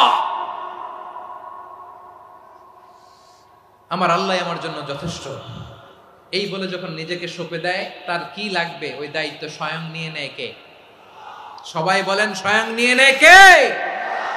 তাহলে আমার প্রিয় ভাইরা, বিপদের শুরুতেই আমরা বলবো ইন্না লিল্লাহ। শুরুতে কি বলবো? এরপরে যেই বাক্যটা পড়ে নিজের পরিস্থিতিকে আল্লাহর দরবারে সঁপে দিব, সেটা হচ্ছে হাসবুনাল্লাহ। সেটা কি? বিষ্ণু বলেন, লা ইয়াজালু লিসানুকা রাতাবান মিন যিকরিল্লাহ, সব সময় আল্লাহর স্মরণ দিয়ে, জিকির দিয়ে জিহ্বাটারে সিক্ত রাখো। আর শয়তানু জাসিমুন আলা কলবি ইবনে আদম, শয়তান বনি আদমের কলবে খামচি মেরে বসে থাকে। ফাইদা যাকারাল্লাহ খালাসা, মানুষ যখন আল্লাহর স্মরণ করে জিকির করে, শয়তান দৌড়ে পালায়। ওয়াইদা গাফালা ওয়াসওয়াসা, যখনই বনি আদম গাফেল হয়, তখনই শয়তান তার হৃদয়ে ওয়াসওয়াসা দেয়। এজন্য বিপদে পড়লে ইন্না লিল্লাহ, নিজের সব টুকুন করার পরে, নিজের রোল প্লে করার পরে নিজেকে আমরা কি বলে সঁপে দিব? সবাই বলেন, সবাই বলতে হবে, আরো জোরে বলে, মনে থাকবে? বিপদে পড়লে প্রথমে ইন্না লিল্লাহ, এরপরে নিজেকে যখন সঁপে দিব তখন হাসবুনাল্লাহ। এরপরে কঠিন বিপদে যখন বিশ্বনবী পড়তেন তখন কি করতেন? এমন বিপদ মাঝে মাঝে হয় না, দেয়ালে পিঠ থেকে যায়, চোখে মুখে অন্ধকার, কি করব দিশা খুঁজে পাই না, এরকম হয় কখনো? হ্যাঁ, আপনাদের হয়? হয় না? কিন্তু জান্নাতে আছেন আপনারা। হয় হয় এরকম হয়েছে না যে দেয়ালে পিঠ থেকে গেছে, চোখে মুখে অন্ধকার, কই যাব, কি করব, বাঁচানোর কেউ না, এরকম হয়েছে কখনো আপনাদের? যদি হয় তাইলে এটার সলিউশন বলবো, না হইলে তো এগুলো বলে লাভ নাই। হয় হয় হয় বিশ্বনবী এরকম কঠিন বিপদে পড়েছেন জীবনের কিছু কিছু মুহূর্তে। ওই মুহূর্তে বিশ্বনবী স্পেশাল দুইটা দোয়া পড়তেন, এই দোয়াগুলো আপনাদেরকে জানিয়ে দেয়। বিশ্বনবী বলেন, কঠিনতম বিপদে যখন পড়বা, দেয়ালে পিঠ থেকে যায়, চোখে মুখে অন্ধকার, বাঁচার কোনো উপায় নাই, তখন পড়বা লা ইলাহা ইল্লা আনতা সুবহানাকা ইন্নী কুনতু মিনাজ জালিমিন। আল্লাহ, তুমি ছাড়া কোনো ইলাহ নাই, তুমি পবিত্র, নিশ্চয় আমি জালিমদের অন্তর্ভুক্ত। সুবহানাল্লাহ বলেন। এই দোয়া সাইয়েদনা ইউনূস আলাইহিস সালাম পড়েছিলেন যখন মাছের পেটে ছিলেন। কিসের পেটে? এবং অনেক মুফাসসিরিন একরাম বলেছেন, অনেক আহলুল ইলমরা বলেছেন, এটা হচ্ছে ইসমে আজম। ইসমে আজম এমন দোয়া যেটা দিয়ে দোয়া করলে আল্লাহ দোয়া কবুল করে, কিন্তু এটা কোনটা, এটা নিয়ে ইখতিলাফ আছে। কোন কোন আহলুল ইলম বলেন এই লা ইলাহা ইল্লা আনতা সুবহানাকা ইন্নী কুনতু মিনাজ জালিমিন, এটা হচ্ছে ইসমে আজম। সাইয়েদনা ইউনূস আলাইহিস সালাম পড়েছেন, আপনারা পড়েননি? তুফান হইলে পড়েন না? আমাদের এলাকায় তো এটা খুব, এটার উপর ব্যাপক আমল আছে। পটুয়াখালীতে কি অবস্থা বলেন? পড়েন পড়েন পড়েন পড়েন। একটা গল্প শুনেছিলাম, পাক হানাদার বাহিনী যখন বাংলাদেশে অ্যাটাক করত, ৭১ সালের ঘটনা বলতেছে, আমরা তো দেখি নাই, শুনছি আর কি। ৭১ যদি দেখতাম এতদিনে রাজাকার হয়ে যেতাম। আল্লাহ আমাদেরকে বাঁচাই দিছে, আল্লাহর মেহেরবানি, ঠিক কিনা বলেন? মন মতো হইলে মুক্তিযোদ্ধা, মন মতো না হইলে রাজাকার। কত কিছু দেখলাম এই শাহবাগের বুকে। আল্লাহ, 71 সালে দেখি নাই, আমরা শুনেছি পাক হানাদার বাহিনী জিজ্ঞেস করত মুসলিম না অমুসলিম চেক করার জন্য, বলতো কালেমা বল, কালেমা বাতাও। তো যারা কালেমা বলতে পারতো পাকিস্তানি বাহিনী নাকি ওদেরকে ছেড়ে দিত, শুনেছি। তো একজনকে, এক বাঙালিরে পেয়ে তার মাথার মধ্যে বন্দুকের নল ধরে বলতেছে কালেমা বল সালে, কালেমা বাতা, কালেমা বল। তো ভয়ের চোটে এই দোয়া পড়া শুরু করছে। ও পড়তেছে লা ইলাহা ইল্লা আনতা সুবহানাকা ইন্নী কুনতু মিনাজ জালিমিন। পাকিস্তানি বলে সালে ইয়ে তো মুসিবত কা কালেমা है। বাঙালি কয় হাম তো ভি মুসিবত মে হ্যায়। পাকিস্তানি বলে বেটা কোন দোয়া বললি, এটা তো মুসিবতের কালেমা। কয় আমিও তো মুসিবতে আছি, আমার মাথার মধ্যে বন্দুক ধরে তুমি আমার কালেমা জিজ্ঞেস করো, এখন কোনটা কালিমা আর কোনটা কি দোয়া, আমার হুশ আছে নাকি? প্রিয় ভাইরা, আসলে এটা দুআউল মুসিবা, বিপদে পড়লে এ দোয়া পড়তে হয়। লা ইলাহা ইল্লা আনতা সুবহানাকা ইন্নী কুনতু মিনাজ জালিমিন। এটা পড়বেন আপনারা। এই দোয়া পড়ে সাইয়েদনা ইউনূস আলাইহিস সালাম মাছের পেট থেকে রক্ষা পেয়েছিলেন। রক্ষা করেছিল কে? তুমি ইউনূস নবী রে যখন খাইলো মাছেতে গিলিয়া, ফেরেশতা পাঠাইয়া দিলে ইসমে আজম দিয়া। প্রাণে ছিল যাহার ভয় সেথা পাইল আশ্রয়, প্রাণে ছিল যাহার ভয় সেথা পাইল আশ্রয়। মাছের পেট হতে সে যে পেল পরিত্রাণ। আল্লাহু আল্লাহু তুমি জাল্লে জালালুহু, শেষ করা তো যায় না গে তোমার গুণগান। আল্লাহু আল্লাহু সুবহানাল্লাহ পড়ে। লা ইলাহা ইল্লা আনতা সুবহানাকা ইন্নী কুনতু মিনাজ জালিমিন। বিশ্বনবী বললেন দেয়ালে পিঠ থেকে গেলে, চোখে মুখে অন্ধকার, বাঁচার কোনো উপায় নাই, তখন এই দোয়াটা পড়তে হবে। এই দোয়া পড়ে আল্লাহর কাছে ফরিয়াদ করলে বিপদ মুক্ত করবেন কে? কেন এই দোয়াটা আল্লাহর কাছে বড্ড প্রিয় জানেন আমার ভাইয়েরা? কারণ এই দোয়ার মধ্যে 3টা জিনিস আছে। আমি যেরকম আঙ্গুল উঁচু করেছি এরকম করেন তো। 3টা। কয়টা?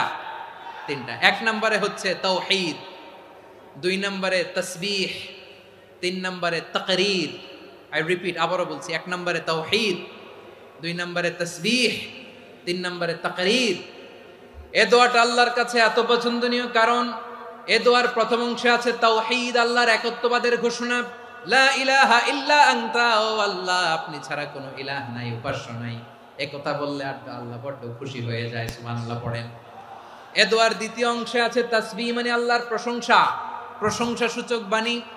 সুবহানাক সুবহানাক সুবহানাক, ও আল্লাহ আমি আপনার পবিত্রতা ঘোষণা করছি। সুবহানাক, এই কথা শুনলেও আল্লাহ খুশি হয়ে যায়। সুবহানাল্লাহ পড়েন। এই দোয়ার তৃতীয় অংশে আছে তাকরীর। তাকরীর মানে পাপের স্বীকৃতি। তাকরীর মানে কি? তাকরীর মানে পাপের স্বীকৃতি। এই দোয়ার তৃতীয় অংশে আছে ইন্নী কুনতু মিনাল জালিমিন, ও আল্লাহ আমি জালিমদের অন্তর্ভুক্ত। আল্লাহ আল্লাহ আমি জালেম, আল্লাহ আমি ভুল করেছি, অন্যায় করেছি, আল্লাহ আমি জালেমদের অন্তর্ভুক্ত। এই পাপের স্বীকৃতি, অ্যাকনোলেজমেন্ট আল্লাহ বড্ড পছন্দ করে। যখন আল্লাহর কাছে আপনি ছোট হবেন, ছোট হতে হতে যত ছোট হবেন ওই দৃশ্যটা দেখতে আল্লাহ বড্ড পছন্দ করে। সুবহানাল্লাহ বলেন। 3 নম্বর অংশ ইন্নী কুনতু মিনাজ জালিমিন, আল্লাহ আমি জালেমদের অন্তর্ভুক্ত। সাইয়েদনা আদম আলাইহিস সালাম ভুল করে যখন নিষিদ্ধ গাছের ফুল খেয়ে ফেললেন, ফল খেয়ে ফেললেন, আল্লাহ বললেন আদম ক্ষমা পেতে চাইলে তুমি আর হাওয়া মিলে স্বীকৃতি দাও, পাপের স্বীকৃতি। আর পড়ো রব্বানা যালামনা আনফুসানা ওয়া ইল্লাম তাগফির লানা ওয়া তারহামনা লানাকুনান্না মিনাল খাসিরিন। ও আল্লাহ আমি আদম আর হাওয়া যালামনা আনফুসানা, আমরা আমাদের নফসের উপর বড্ড জুলুম করেছি। আল্লাহ ওয়া ইল্লাম তাগফির লানা ওয়া তারহামনা, আপনি যদি ক্ষমা না করেন, আপনি যদি দয়া পরবশ না হন, আপনি যদি রহম না করেন, আমরা তো ক্ষতিগ্রস্তদের মধ্যে শামিল হয়ে যাব। এই দোয়া করার সাথে সাথে সাইয়েদনা আদম আর হাওয়া আলাইহিস সালামকে ক্ষমা করে দিলেন কে? তাহলে এই দোয়ার 3 নম্বর অংশ তাকরীর, এটা আল্লাহ বড় পছন্দ করে। আমার কলিজার টুকরা ভাইয়েরা, গুনাহ করে শিকার যেতে হবে, এটা আল্লাহ ভালোবাসেন। সাইয়েদনা আবু বকর রাদিয়াল্লাহু তাআলা আনহু বিষ্ণু ইসা ইসলামকে বললেন, ইয়া রাসূলুল্লাহ আল্লিমনি দুআআন আদউ বিহি ফি সালাতি। নবী হে, আপনি আমার এমন একটা স্পেশাল দোয়া শিখায়া দেন যে দোয়াটা আমি নামাজে পড়ব। নবী বললেন, তাহলে তুমি পড়ো, আল্লাহুম্মা ইন্নী যালামতু নাফসি যুলমান কাসীরান ওয়া লা ইয়াগফিরুয যুনুবা ইল্লা আনতা ফাগফিরলি মাগফিরাতাম মিন ইনদিকা ওয়ারহামনি ইন্নাকা আনতাল গফুরুর রহিম। সুবহানাল্লাহ। সালাম ফিরানোর আগে পড়েন, কথা কয় না, পড়েন পড়েন।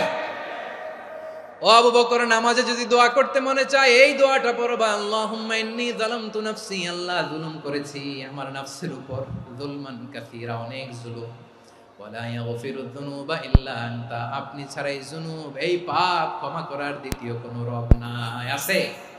আল্লাহ ছাড়া আমাদের গুনাহ আর কে কে ক্ষমা করতে পারে বলেন তো? কে পারে? কে? এজন্য আল্লাহরে বলবেন, আল্লাহ আমি ছাড়া তোমার গোলামের অভাব নাই, ও আমার রব আমি ছাড়া এই জমিনের বুকে তোমার গোলামের অভাব নাই, কিন্তু তুমি ছাড়া তো আমার দ্বিতীয় কোনো রব নাই। পারবেন বলতে? পারবেন? চোখের পানি ছেড়ে আল্লাহরে বলবেন, আল্লাহ তুমি আমার রব, তুমি আমার সব। কি বলবেন? আল্লাহ আমারে রব। সবাই বলুন, আল্লাহ আমারে রব, দমে দমে তনু মনে তারি অনুভব, আল্লাহ আমারে রব। আল্লাহরে বলেন, আল্লাহ তুমি আমার রব, তুমি আমার সব। আল্লাহ আমি ছাড়া এই জমিনে তোমার গোলামের অভাব নাই, তুমি ছাড়া আমার দ্বিতীয় কোনো রব নাই। এ কথা বলে চোখের পানি ছেড়ে আল্লাহরে স্বীকৃতি দেন, আল্লাহ আমি পাপী, আল্লাহ জামিনে আমার চেয়ে বড় পাপী আর কেউ নাই। অজু করে সিজদায় লুটিয়ে পড়ে চোখের পানি ছেড়ে আল্লাহরে পাপের স্বীকৃতি দেন, আল্লাহ এমন কোন জুলুম নাই, গুনাহ নাই আমি করি নাই, সগীরা কবিরা, জেনে না জেনে, ইচ্ছায় অনিচ্ছায়, শিরকি বেদাতি সব গুনাহ করেছি। আল্লাহ আকাশের নিচে জমিনের উপরে আমার চেয়ে বড় গুনাহগার আর কেউ নাই। চোখের পানি ছেড়ে আল্লাহরে বলেন, আল্লাহ আমি ছাড়া তোমার গোলামের অভাব নাই, তুমি ছাড়া আমার দ্বিতীয় কোনো রব নাই, তুমি ছাড়া তো কেউ আমার গুনাহ ক্ষমা করার নাই, তুমি আমার রব, তুমি আমার সব। বলতে পারবেন? এই তাকরীর আমার পটুয়াখালীর ভাইয়েরা, এই স্বীকৃতিটা দেখতে আল্লাহ বড্ড ভালোবাসেন, কারণ আমরা সবাই গুনাহগার। আমরা সবাই কি? বিশ্বনবী বলেন, কুল্লুকুম খাত্তাউন, আ বনি আদম তোমরা সবাই পাপী। সবাই কি? সবাই পাপী। আমরা সবাই পাপী, আপন পাপের বাটখারা দিয়ে অন্যের পাপ মাপি। আমরা যে পাপী এটা ভাবতে মনে চায় না কারো, খালি অন্যের পাপ দেখি আমরা, এটা ভুল। ওর এই পাপ, ও পাপী, ও জালেম, ও জাহান্নামী, এরকম একটা টেন্ডেন্সি। আমার যে কি হালাত এটার খেয়াল নাই। খেয়াল করতে হবে যে আমি সবচেয়ে বড় পাপী, ঠিক কিনা বলেন? পাপ করি নাই এমন কেউ আছি? হ্যাঁ আছি, আছি। কেউ না জানলেও জানে কে আমার পাপের ঘটনা? পৃথিবী না জানুক আমি তো জানি আমি কি পাপ করেছি। হায় ও আমার কলিজার টুকরা ভাইয়েরা, মাথাটাকে নিচু করে জীবনের সব গুনার ফিরিস্তিগুলো একটা একটা করে স্বীকার করে আল্লাহরে বলেন, আল্লাহ আমি পাপী, আল্লাহ আমার চেয়ে বড় পাপী এই দুনিয়াতে কেউ নাই, আকাশের নিচে জমিনের উপরে আমার চেয়ে বড় পাপী কেউ নাই। একটা একটা করে আল্লাহ স্বীকার করি আমি পাপী, সব পাপের স্বীকৃতি দিলাম। পৃথিবী না জানুক আমি তো জানি আমি কি পাপ করেছি। হায় আমার পাপের করলে বিচার, বাঁচার আমার নাই উপায়। দয়াময় তুমি মাফ করো আমায়, মাফ করো আমায়। আল্লাহ তাআলা যদি দয়া করে আমাদেরকে মাফ না করে, আমাদের বাঁচার কোনো উপায় নাই। আপনি কি ভেবেছেন আপনার নামাজ দিয়ে আপনি জান্নাতে যাবেন? আপনি তাহাজ্জুদ গুজার, সেজদা দিতে দিতে কপালে দাগ ফেলেছেন, এটা আপনারা জান্নাতে নেবে না। আপনি এলাকার সবচেয়ে বড় হাতেম তাই দানশীল, এই দানের ভরসায় বসে আছেন, কশিন কালো না। আমাদের নামাজ, আমাদের রোজা, আমাদের ইবাদত, এগুলোকে মিজানের পাল্লায় উঠালে কোনো ওজনই হবে না। তবে আমাদের একটা কৌশল জানা আছে, আমরা আল্লাহর রহমতের ভিখারি। আমরা সেদিন আগেই গুনার স্বীকৃতি দিয়ে দেব। আমরা বলবো, আল্লাহ তুমি প্রশ্ন করার আগে তোমার একটা কথা বলি, আমারে কিছু জিজ্ঞেস করো না, আমি সব করেছি। এমন কোন পাপ নাই যে পাপ আমারে দিয়ে হয় নাই। তোমার রহমত দিয়ে তুমি জান্নাতে পাঠাবা, তোমার দয়ায় জান্নাতে যেতে চাই, আমল দিয়ে না। পারবেন বলতে? কিয়ামতের দিন আমরা বলবো, আল্লাহ আমার আমল দিয়ে জান্নাত চাই না, আমি তোমার দয়া দিয়ে জান্নাত চাই। তোমার দয়া ছাড়া আমার কোনো উপায় নাই। কারণ আল্লাহ যদি বিচার করে, বাঁচার কারো উপায় নাই। আল্লাহ যদি বলে ফেলেন তুই এটা করলি কেন, ওখানে গেলি কেন, কোরআনে 1000 বার নিষেধ করলাম তারপরেও এই পাপে জড়ালি কেন, এরকম প্রশ্ন ছুড়ে দিলে আমার উত্তর আছে? বাঁচার কোনো উপায় আছে? রোজ হাসরে হে আল্লাহ আমার করোনা বিচার, আল্লাহ করোনা বিচার। বিচার চাহি না তব দয়া চাই, এ গুনাহগার, করোনা বিচার। আপনার আমল দিয়ে জান্নাতে যাবেন? কি দিয়ে যাবেন? আল্লাহর দয়া দিয়ে। আল্লাহর রহম আর দয়া ছাড়া কেউ জান্নাতের চেহারাও দেখতে পাবে না। আমার প্রিয় ভাইয়েরা, এই দোয়া আল্লাহর কাছে পছন্দনীয় হওয়ার কারণ তিনটা। দোয়ার প্রথম অংশে আছে তাওহীদ, আল্লাহর একত্ববাদের ঘোষণা। এই দোয়ার দ্বিতীয় অংশ আছে তাসবিহ, আল্লাহর প্রশংসা সূচক বাণী। এই দোয়ার 3 নাম্বার অংশ পাপের স্বীকৃতি। তাহলে আমরা সবাই গুনাহগার। আমরা আল্লাহর কাছে পাপের স্বীকৃতি দিয়ে বলবো, ও আল্লাহ ইন্নী কুনতু মিনাজ জালিমিন, আমরা জুলুম করেছি, পাপ করেছি, অন্যায় করেছি, আল্লাহ বুঝতে পারি নাই। শয়তানের ওয়াসওয়াসায় পড়ে, বন্ধুর পাল্লায় পড়ে, নফসের খায়েশ মিটাতে যে আল্লাহ করে ফেলেছি। তুমি গুনাহ না মাফ না করলে আমাদের গুনাহ মাফ করার দ্বিতীয় কেউ নাই। ঠিক কিনা বলেন? এভাবে অনুতপ্ত হয়ে যদি আল্লাহর কাছে দোয়া করেন, দেয়ালে পিঠ থেকে গেছে, কোনো রাস্তা নাই বের হওয়ার, ওই মুহূর্তেও আপনাকে বিপদ থেকে উদ্ধার করবে কে? বিশ্বনবী চরম বিপদে পড়লে 2টা দোয়া পড়তেন। প্রথম হলো এটা, লা ইলাহা ইল্লা আনতা সুবহানাকা ইন্নী কুনতু মিনাল জালিমিন। এই দোয়াটা আমরা বেশি বেশি পড়ব প্রিয় ভাইরা। রাজি আছেন? সবাই আওয়াজ করে পড়ুন ইনশাআল্লাহ। আমার প্রিয় ভাইয়েরা, বিপদে পড়লে বিশ্বনবী আরো একটা দোয়া পড়তেন, লা ইলাহা ইল্লাল্লাহুল আযীমুল হালিম, লা ইলাহা ইল্লাল্লাহু রাব্বুল আরশিল আযীম, লা ইলাহা ইল্লাল্লাহু রাব্বুস সামাওয়াতি ওয়াল আরদি ওয়া রাব্বুল আরশিল কারীম। এই যে বললাম, রেকর্ড হয়ে গেছে। এখন তো আর ইনস্ট্যান্ট মুখস্থ না হলো, পরে মুখস্থ করে নেবেন। আল্লাহ ছাড়া কোনো উপাস্য নাই, তিনি সুমহান, মহা সহিষ্ণু। আল্লাহ ছাড়া কোনো উপাস্য নাই, তিনি সুমহান, আরশের অধিপতি। আল্লাহ ছাড়া কোনো উপাস্য নাই, তিনি আকাশের মালিক, জমিনের মালিক, তিনি সুবিশাল আরশের অধিপতি। সুবহানাল্লাহ পড়েন। এই দোয়াটা কেউ যদি পড়ে যদি এর ওসিলা করে দোয়া করে, তাকে বিপদ থেকে মুক্তি দেয় কে? মনে থাকবে আপনাদের?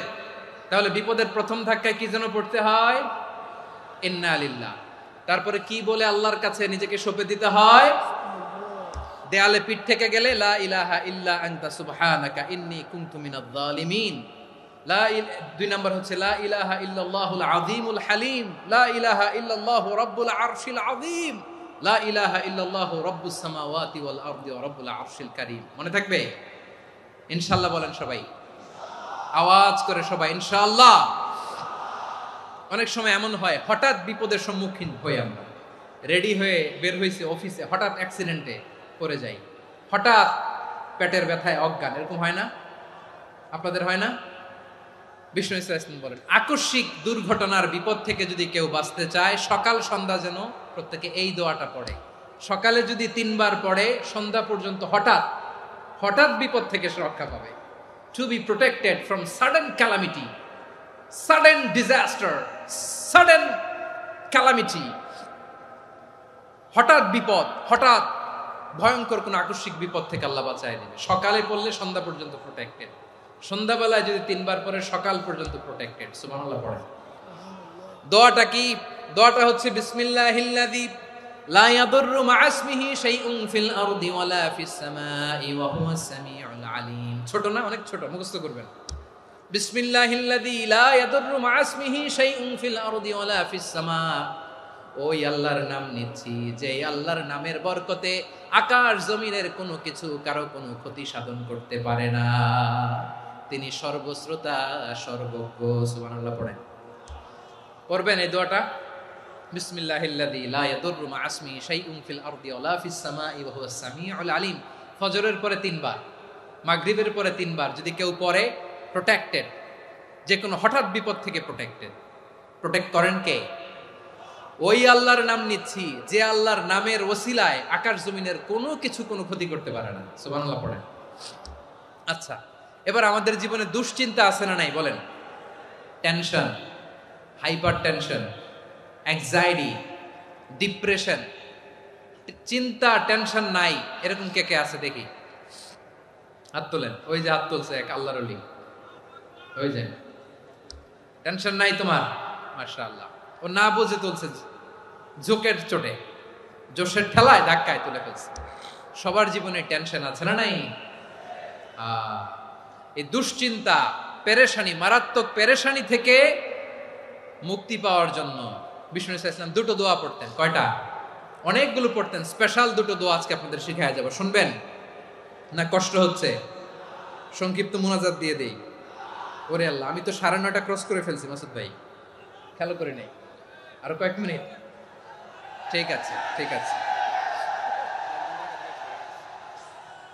পেরেশানিতে পড়লে, টেনশনে পড়লে এই দোয়াটা, প্রিয় ভাইরা, বিষ্ণু ইসলাম যখন খুব বিপদে পড়তেন, দুশ্চিন্তা ওনাকে ঘিরে ধরতো, উনি পড়তেন ইয়া হাইয়ু ইয়া কাইয়ুম বিরহমাতিকা আস্তাগীথ, ইয়া হাইয়ু ইয়া কাইয়ুম বিরহমাতিকা আস্তাগীথ, ইয়া হাইয়ু ইয়া কাইয়ুম, হে শাশ্বত অবিনশ্বর, হে চিরঞ্জীব, বিরহমাতিকা আস্তাগীথ, তোমার রহমতের উসিলায় তোমার কাছে ফরিয়াদ করি। এটা পড়তেন। আবার আরেক বর্ণনায় এসেছে ইয়া হাইয়ু ইয়া কাইয়ুম বিরহমাতিকা আস্তাগীথ আসলিহ লি শা'নি কুল্লাহু ওয়ালা তাকিলনি ইলা নাফসি তারফাতা আইন। আসলিহ লি শা'নি কুল্লাহ, আল্লাহ আমার সবকিছু আপনি সেটেল করে দেন। আমাদের সব ঝামেলা সেটেল করে দিতে পারে কে? আমরা তো সেটেলমেন্টের জন্য এসপি সাহেবের কাছে যাই, ডিসি সাহেবের কাছে যাই, অমুক ভাইয়ের কাছে যাই, তমুক ভাইয়ের কাছে যাই। এই দোয়া পড়লে আরশের উপর থেকে আপনার ম্যাটার সেটেল করে দিবে কে? তাহলে পড়বেন ইয়া হাইয়ু, এ চিরঞ্জীব। হাইয়ু মানে চিরঞ্জীব, যিনি চিরকাল বেঁচে থাকবেন, মরবেন না। আল্লাহ মরবেন? তার কোনো লয় আছে? ক্ষয় আছে? সূরা রহমানে আল্লাহ বললেন কুল্লু মান আলাইহা ফানি ওয়া ইয়াবকা ওয়াজহু রাব্বিকা যুল জালালি ওয়াল ইকরাম ফাবিআইয়ি আলাই রাব্বিকুমা তুকাযিবান। জমিনে যা আছে সব ফান, ভ্যানিশ হয়ে যাবে, নিশ্চিহ্ন হয়ে যাবে, শেষ হয়ে যাবে, সব বিলুপ্ত হয়ে যাবে, একজন ছাড়া। জোরে বলেন তিনি কে? ইয়া হাইয়ু। আমার সাথে আওয়াজ করে পড়েন ইয়া হাইয়ু ইয়া কাইয়ুম ইয়া হাইয়ু ইয়া কাইয়ুম বিরহমাতিকা আস্তাগীথ আসলিহ লি শা'নি কুল্লা ওয়ালা তাকিলনি ইলা নাফসি তারফাতা আইন। এভাবে দোয়া করলে আপনাকে বিপদ মুক্ত করবে কে?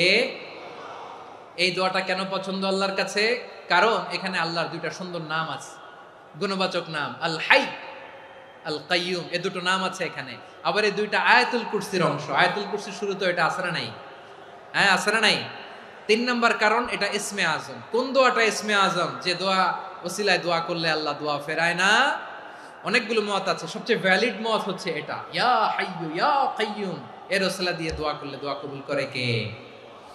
2 নম্বরে বিশ্বনবী মারাত্মক বিপদে পড়লে আরেকটা দোয়া পড়তেন, আল্লাহুম্মা ইন্নী আবদুক। আগে দোয়াটা পড়ি শুনেন। আল্লাহুম্মা ইন্নী আবদুক ওয়া ইবনু আবদিক ওয়া ইবনু আমাতিক নাসিয়াতি বিয়াদিক মাদিন ফিয়া হুকমুক আদলুন ফিয়া কাদাউক আসআলুকা বিকুল্লি ইসমিন হুয়া লাক সাম্মাইতা বিহি নাফসাক আও আনসালতাহু ফি কিতাবিক আও আল্লামতাহু আহাদাম মিন খালকিক আও ইস্তা'সারতা বিহি ফি ইলমিল গায়বি ইনদাক আন তাজআলাল কুরআনা রাবিআ কলবি ওয়া নূরা সাদরি ওয়া জালাআ হুজনি ওয়া যাহাবা হাম্মি। সুবহানাল্লাহ পড়েন। বিষ্ণুই বলতেন, আল্লাহুম্মা ইন্নী আবদুক, ও আল্লাহ আমি আপনার গোলাম, ওয়া ইবনু আবদিক, গোলামের ঘরের গোলাম, ওয়া ইবনু আমাতিক, বাদির ঘরের গোলাম। মানে আল্লাহ আমি আপনার গোলাম, আমার বাবা আব্দুল্লাহ ছিল আপনার গোলাম, আমার মা আমিনা ছিল আপনার বাদী। মানে আমরা গোলাম বংশের, সব গোলাম। নিজেরে এর চেয়ে আর ছোট করে আল্লাহর কাছে উপস্থাপন করা যায় আমার ভাইরা? কথা কি বুঝতেছেন? নিজেকে এর চাইতে ছোট, নগণ্য আর তুচ্ছ করে আল্লাহর সাথে প্রেজেন্ট করা যায়? বিশ্বনবী বললেন, ও আল্লাহ আমি আপনার গোলাম, গোলামের ঘরের গোলাম, দাসীর ঘরের গোলাম, নাসিয়াতি বিয়াদিক, আমার মাথার চুলের ছুটি আপনার হাতের মুঠোয়, আপনি ডানে টান দিলে আমি ডানে যেতে বাধ্য, আপনি বাঁয়ে টান দিলে বাঁয়ে যেতে বাধ্য। সুবহানাল্লাহ বলেন। পিছনে দু একজন ভাই দাঁড়ালেন কেন? হ্যাঁ, বসুন।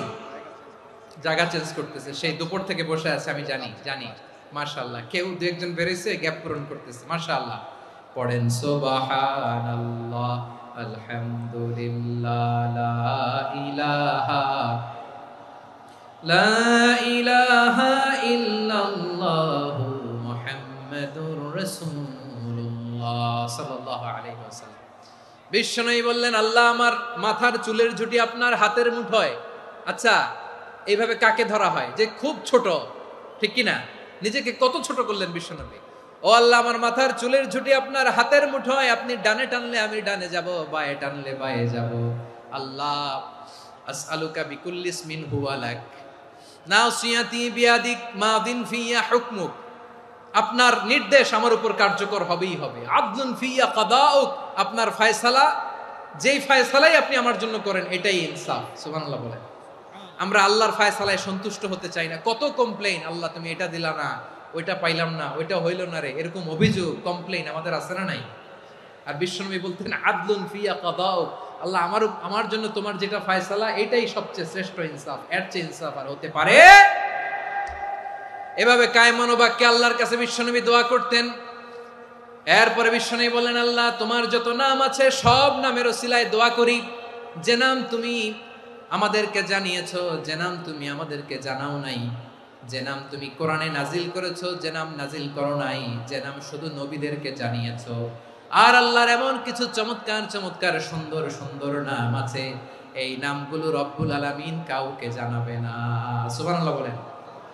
আমরা তো 99 নাম জানি, 100 নাম জানি আল্লাহ, কিন্তু আল্লাহর এমনও কিছু নাম আছে যেগুলো আল্লাহ বিশ্বনবীরও জানায় নাই। এগুলো আল্লাহ ইলমুল গায়বে রেখে দিয়েছেন। দোয়ার সময় বলবেন, আল্লাহ তোমার যেই নামগুলো জানি, যেগুলো জানি না, যেগুলো কোরআনে আছে, যেগুলো নাই, যেগুলো নবীরে খাস ভাবে জানাইছো ওগুলোর উসিলায়, যেগুলো কোনোদিন জানাবাও না, তোমার ওই নামের উসিলাও তোমার কাছে চাই।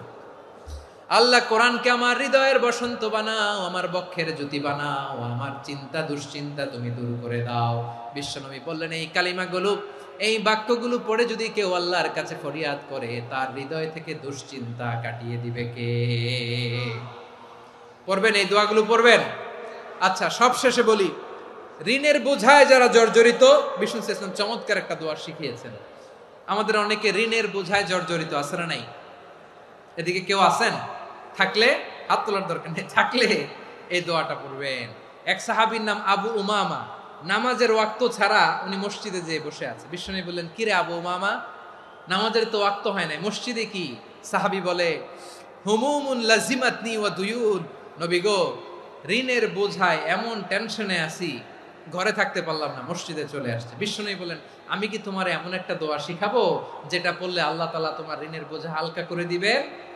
আবু উমামা বললেন, ইয়া রাসূলুল্লাহ, অবশ্যই শিখাবেন। বিশ্বনবী বললেন, তাহলে তুমি পড়বা, আল্লাহুম্মা ইন্নী আউযু বিকা মিনাল হাম্মি ওয়াল হাযান ওয়া আউযু বিকা মিনাল জুবনি ওয়াল বুখল ওয়া আউযু বিকা মিন গালাবাতিদ দাইনি ওয়া কাহরির রিজাল। ও আল্লাহ, তোমার কাছ থেকে দুশ্চিন্তা থেকে পানা চাই, কৃপণতা, ভীরুতা, অলসতা, কার্পণ্যতা, এই সব কিছু থেকে, মানুষের কঠোরতা, আমার উপর মানুষের আধিপত্য এবং ঋণের বোঝা থেকে পানা চাই। এই দোয়াটা যখন বিশ্বনবী শিখাই দিলেন, আবু মামা বারবার এই দোয়া পড়ে, আল্লাহুম্মা ইন্নী আউযু বিকা মিনাল হাম্মি ওয়াল হাযান ওয়া আউযু বিকা মিনাল আজজি ওয়াল কাসাল ওয়া আউযু বিকা মিনাল জুবনি ওয়াল বুখল ওয়া আউযু বিকা মিন গালাবাতিদ দাইনি ওয়া কাহরির রিজাল। আবু মামা বলে এই দোয়া আমি পড়তে লাগলাম। কিছুদিন পরে দেখা গেল বিশ্বনবীর শেখানো এই দোয়ার বদৌলতে আল্লাহ তাআলা আমার সব ঋণ পরিশোধের ব্যবস্থা করে দিয়েছেন। পড়বেন। আমার প্রিয় পটুয়াখালীর ভাইয়েরা, বিশ্বনবীর জামাতা সাইয়্যিদিনা আলী রাদিয়াল্লাহু তাআলা আনহুর কাছে এক লোক এসে বলে, হে আলী, ঋণের বোঝায় আমি জর্জরিত, আমার কিছু অর্থ দিয়ে সাহায্য করো। সাইয়্যিদিনা আলী রাদিয়াল্লাহু তাআলা আনহু বললেন, আমি কি তোমারে এমন একটা দোয়া শিখাবো যেটা বিশ্বনবী আমাদের শিখিয়েছেন? এই দোয়া যদি তুমি পড়ো, লাউ কানা আলাইকা মিসলু জাবালিন কাবীরিন দাইনান আদাল্লাহু আনকা, পাহাড় পরিমাণে যদি ঋণের বোঝা হয়, আল্লাহ এটা পরিশোধের ব্যবস্থা করে দিবেন। ছোট্ট একটা দোয়া বিশ্বনবী শিখালেন, বললেন তুমি পড়বা, আল্লাহুম্মা কফিনি বিহালালিকা আন হারামিকা ওয়া আগনিনি বিফাদলিকা আম্মান সিওয়াক। মুখস্থ আছে? হ্যাঁ আছে। আল্লাহুম্মা কফিনি বিহালালিকা আন হারামিক, আল্লাহ তোমার হালাল দিয়ে আমাকে পরিতুষ্ট করো, হারাম থেকে বাঁচিয়ে রাখো, আর তোমার অনুগ্রহে মানুষের মুখাপেক্ষী যেন আমি না হই, আমি যেন সবসময় তোমার মুখাপেক্ষী হয়, ওই তৌফিক দিও। সুবহানাল্লাহ পড়েন। এই দোয়া বেশি বেশি পড়লে ঋণের বোঝা হালকা করে দিবে কে? তাহলে প্রিয় ভাইয়েরা, বিপদে পড়লেই প্রথমে কি পড়বেন? পটুয়াখালী ভুইলা গেছে। বিপদে পড়লেই প্রথমে ইন্না লিল্লাহ কি বলে নিজেকে আল্লাহর কাছে সঁপে দিতে হয়? হাসবুনাল্লাহ। চরম বিপদে দেয়ালে পিঠ থেকে গেছে, তখন লা ইলাহা ইল্লা আনতা সুবহানাকা ইন্নী কুনতু মিনাজ জালিমিন। এরপরে লা ইলাহা ইল্লাল্লাহুল আযীমুল হালিম, এই দোয়া। আকস্মিক বিপদ, হঠাৎ যেন কোনো বিপদ আমাকে পেয়ে না বসে, এটার জন্য বিসমিল্লাহিল্লাযী লা ইয়াদুররু মা ইসমিহি শাইউন ফিল আরদি ওয়ালা ফিস সামাই ওয়া হুয়াস সামিউল আলিম। সকালে 3 বার, রাতে 3 বার। আর মারাত্মক tension, hyper tension, anxiety, depression থেকে বাঁচার জন্য 2 দোয়া, ইয়া হাইয়্যু ইয়া কাইয়্যুম, ইয়া হাইয়্যু ইয়া কাইয়্যুম, মনে থাকবে? আর আল্লাহুম্মা ইন্নী আবদুক, এই দোয়া। ঋণ থেকে বাঁচার জন্য 2 দোয়া, আল্লাহুম্মা ইন্নী আউযু বিকা মিনাল হাম্মি ওয়াল হাযান, এটা। আর আল্লাহুম্মা কফিনি বিহালালিকা আন হারামিকা ওয়া আগনিনি বিফাদলিকা আম্মান সিওয়াক। আর সব সময় পড়ার জন্য একটা আমল দিয়ে যাই, উঠতে বসতে, অফিসে যাচ্ছেন, অফিস থেকে ফিরতেছেন, বসে আছেন, শুয়ে আছেন, ছোট্ট এক শব্দে আমরা যেন বেশি বেশি পড়ি আস্তাগফিরুল্লাহ। আওয়াজ করে আমার সাথে পড়ুন, আস্তাগফিরুল্লাহ। আবার পড়ুন, আস্তাগফিরুল্লাহ। আল্লাহ রাসূল সাল্লাল্লাহু আলাইহি ওয়াসাল্লাম বলেন, মান লাজিমাল ইস্তিগফার, যে সব সময় এরকম ইস্তিগফারের সাথে লেগে থাকে, জাআলাল্লাহু লাহু মিন কুল্লি যিকিন মাখরাজা, আল্লাহ তাআলা তাকে কোনো বিপদে আটকান না, সে জীবনে আটকাবে না, যে কোনো বিপদে আল্লাহ তার রাস্তা বের করে দিবেন। Way out, you will get a way out and solution. সুবহানাল্লাহ। ওয়া মিন কুল্লি হাম্মিন ফারাজা, দুশ্চিন্তা মুক্ত হবে। ওয়ায়ারযুকহু মিন হাইসু লা ইয়াহতাসিব, এমন জায়গা থেকে আল্লাহ রিজিকের বন্দোবস্ত করবে যেটা সে কল্পনাও করে নাই। আওয়াজ করে পড়েন সুবহানাল্লাহ। তাহলে মনে থাকবে আস্তাগফিরুল্লাহর কথা। সব শেষ কথা বলবো, সব শেষ। আমার প্রিয় ভাইয়েরা, এটা গেল নিজের বিপদ। কিসের বিপদ? নিজে যদি বিপদে পড়েন। অন্যের বিপদ যদি দেখেন, এটার জন্য একটা দোয়া আছে। অনেক সময় আমরা দেখি হাসপাতালে ক্যান্সারের 3rd স্টেজে চলে গেছে, লোকটা হ্যাংলা হয়ে, চিকন হয়ে, হায়রে কি কষ্ট পায়, দেখি না? বিষ্ণু বলে, একটা দোয়া যদি কেউ অন্যের কোনো বিপদ দেখে পড়ে, ওই বিপদ তার জীবনে কখনো আসবে না। শুনবেন? শোনার আগ্রহ আছে? অনেক সময় হয় যে আমরা মহাসড়ক দিয়ে যখন চড়ি, দুর্ঘটনায়, আইরে আল্লাহ, দুর্ঘটনায় মানুষের মাথা একদিকে, দেহ আরেকদিকে, ব্লিডিং, এরকম হয় না? আল্লাহ তুমি হেফাজত করো। বিশ্বনবী বলেন, এই দুর্ঘটনা দেখে কেউ যদি এই দোয়াটা পড়ে, তার জীবনে সে কোনোদিন এরকম অ্যাক্সিডেন্টের সম্মুখীন হবে না। শুনবেন?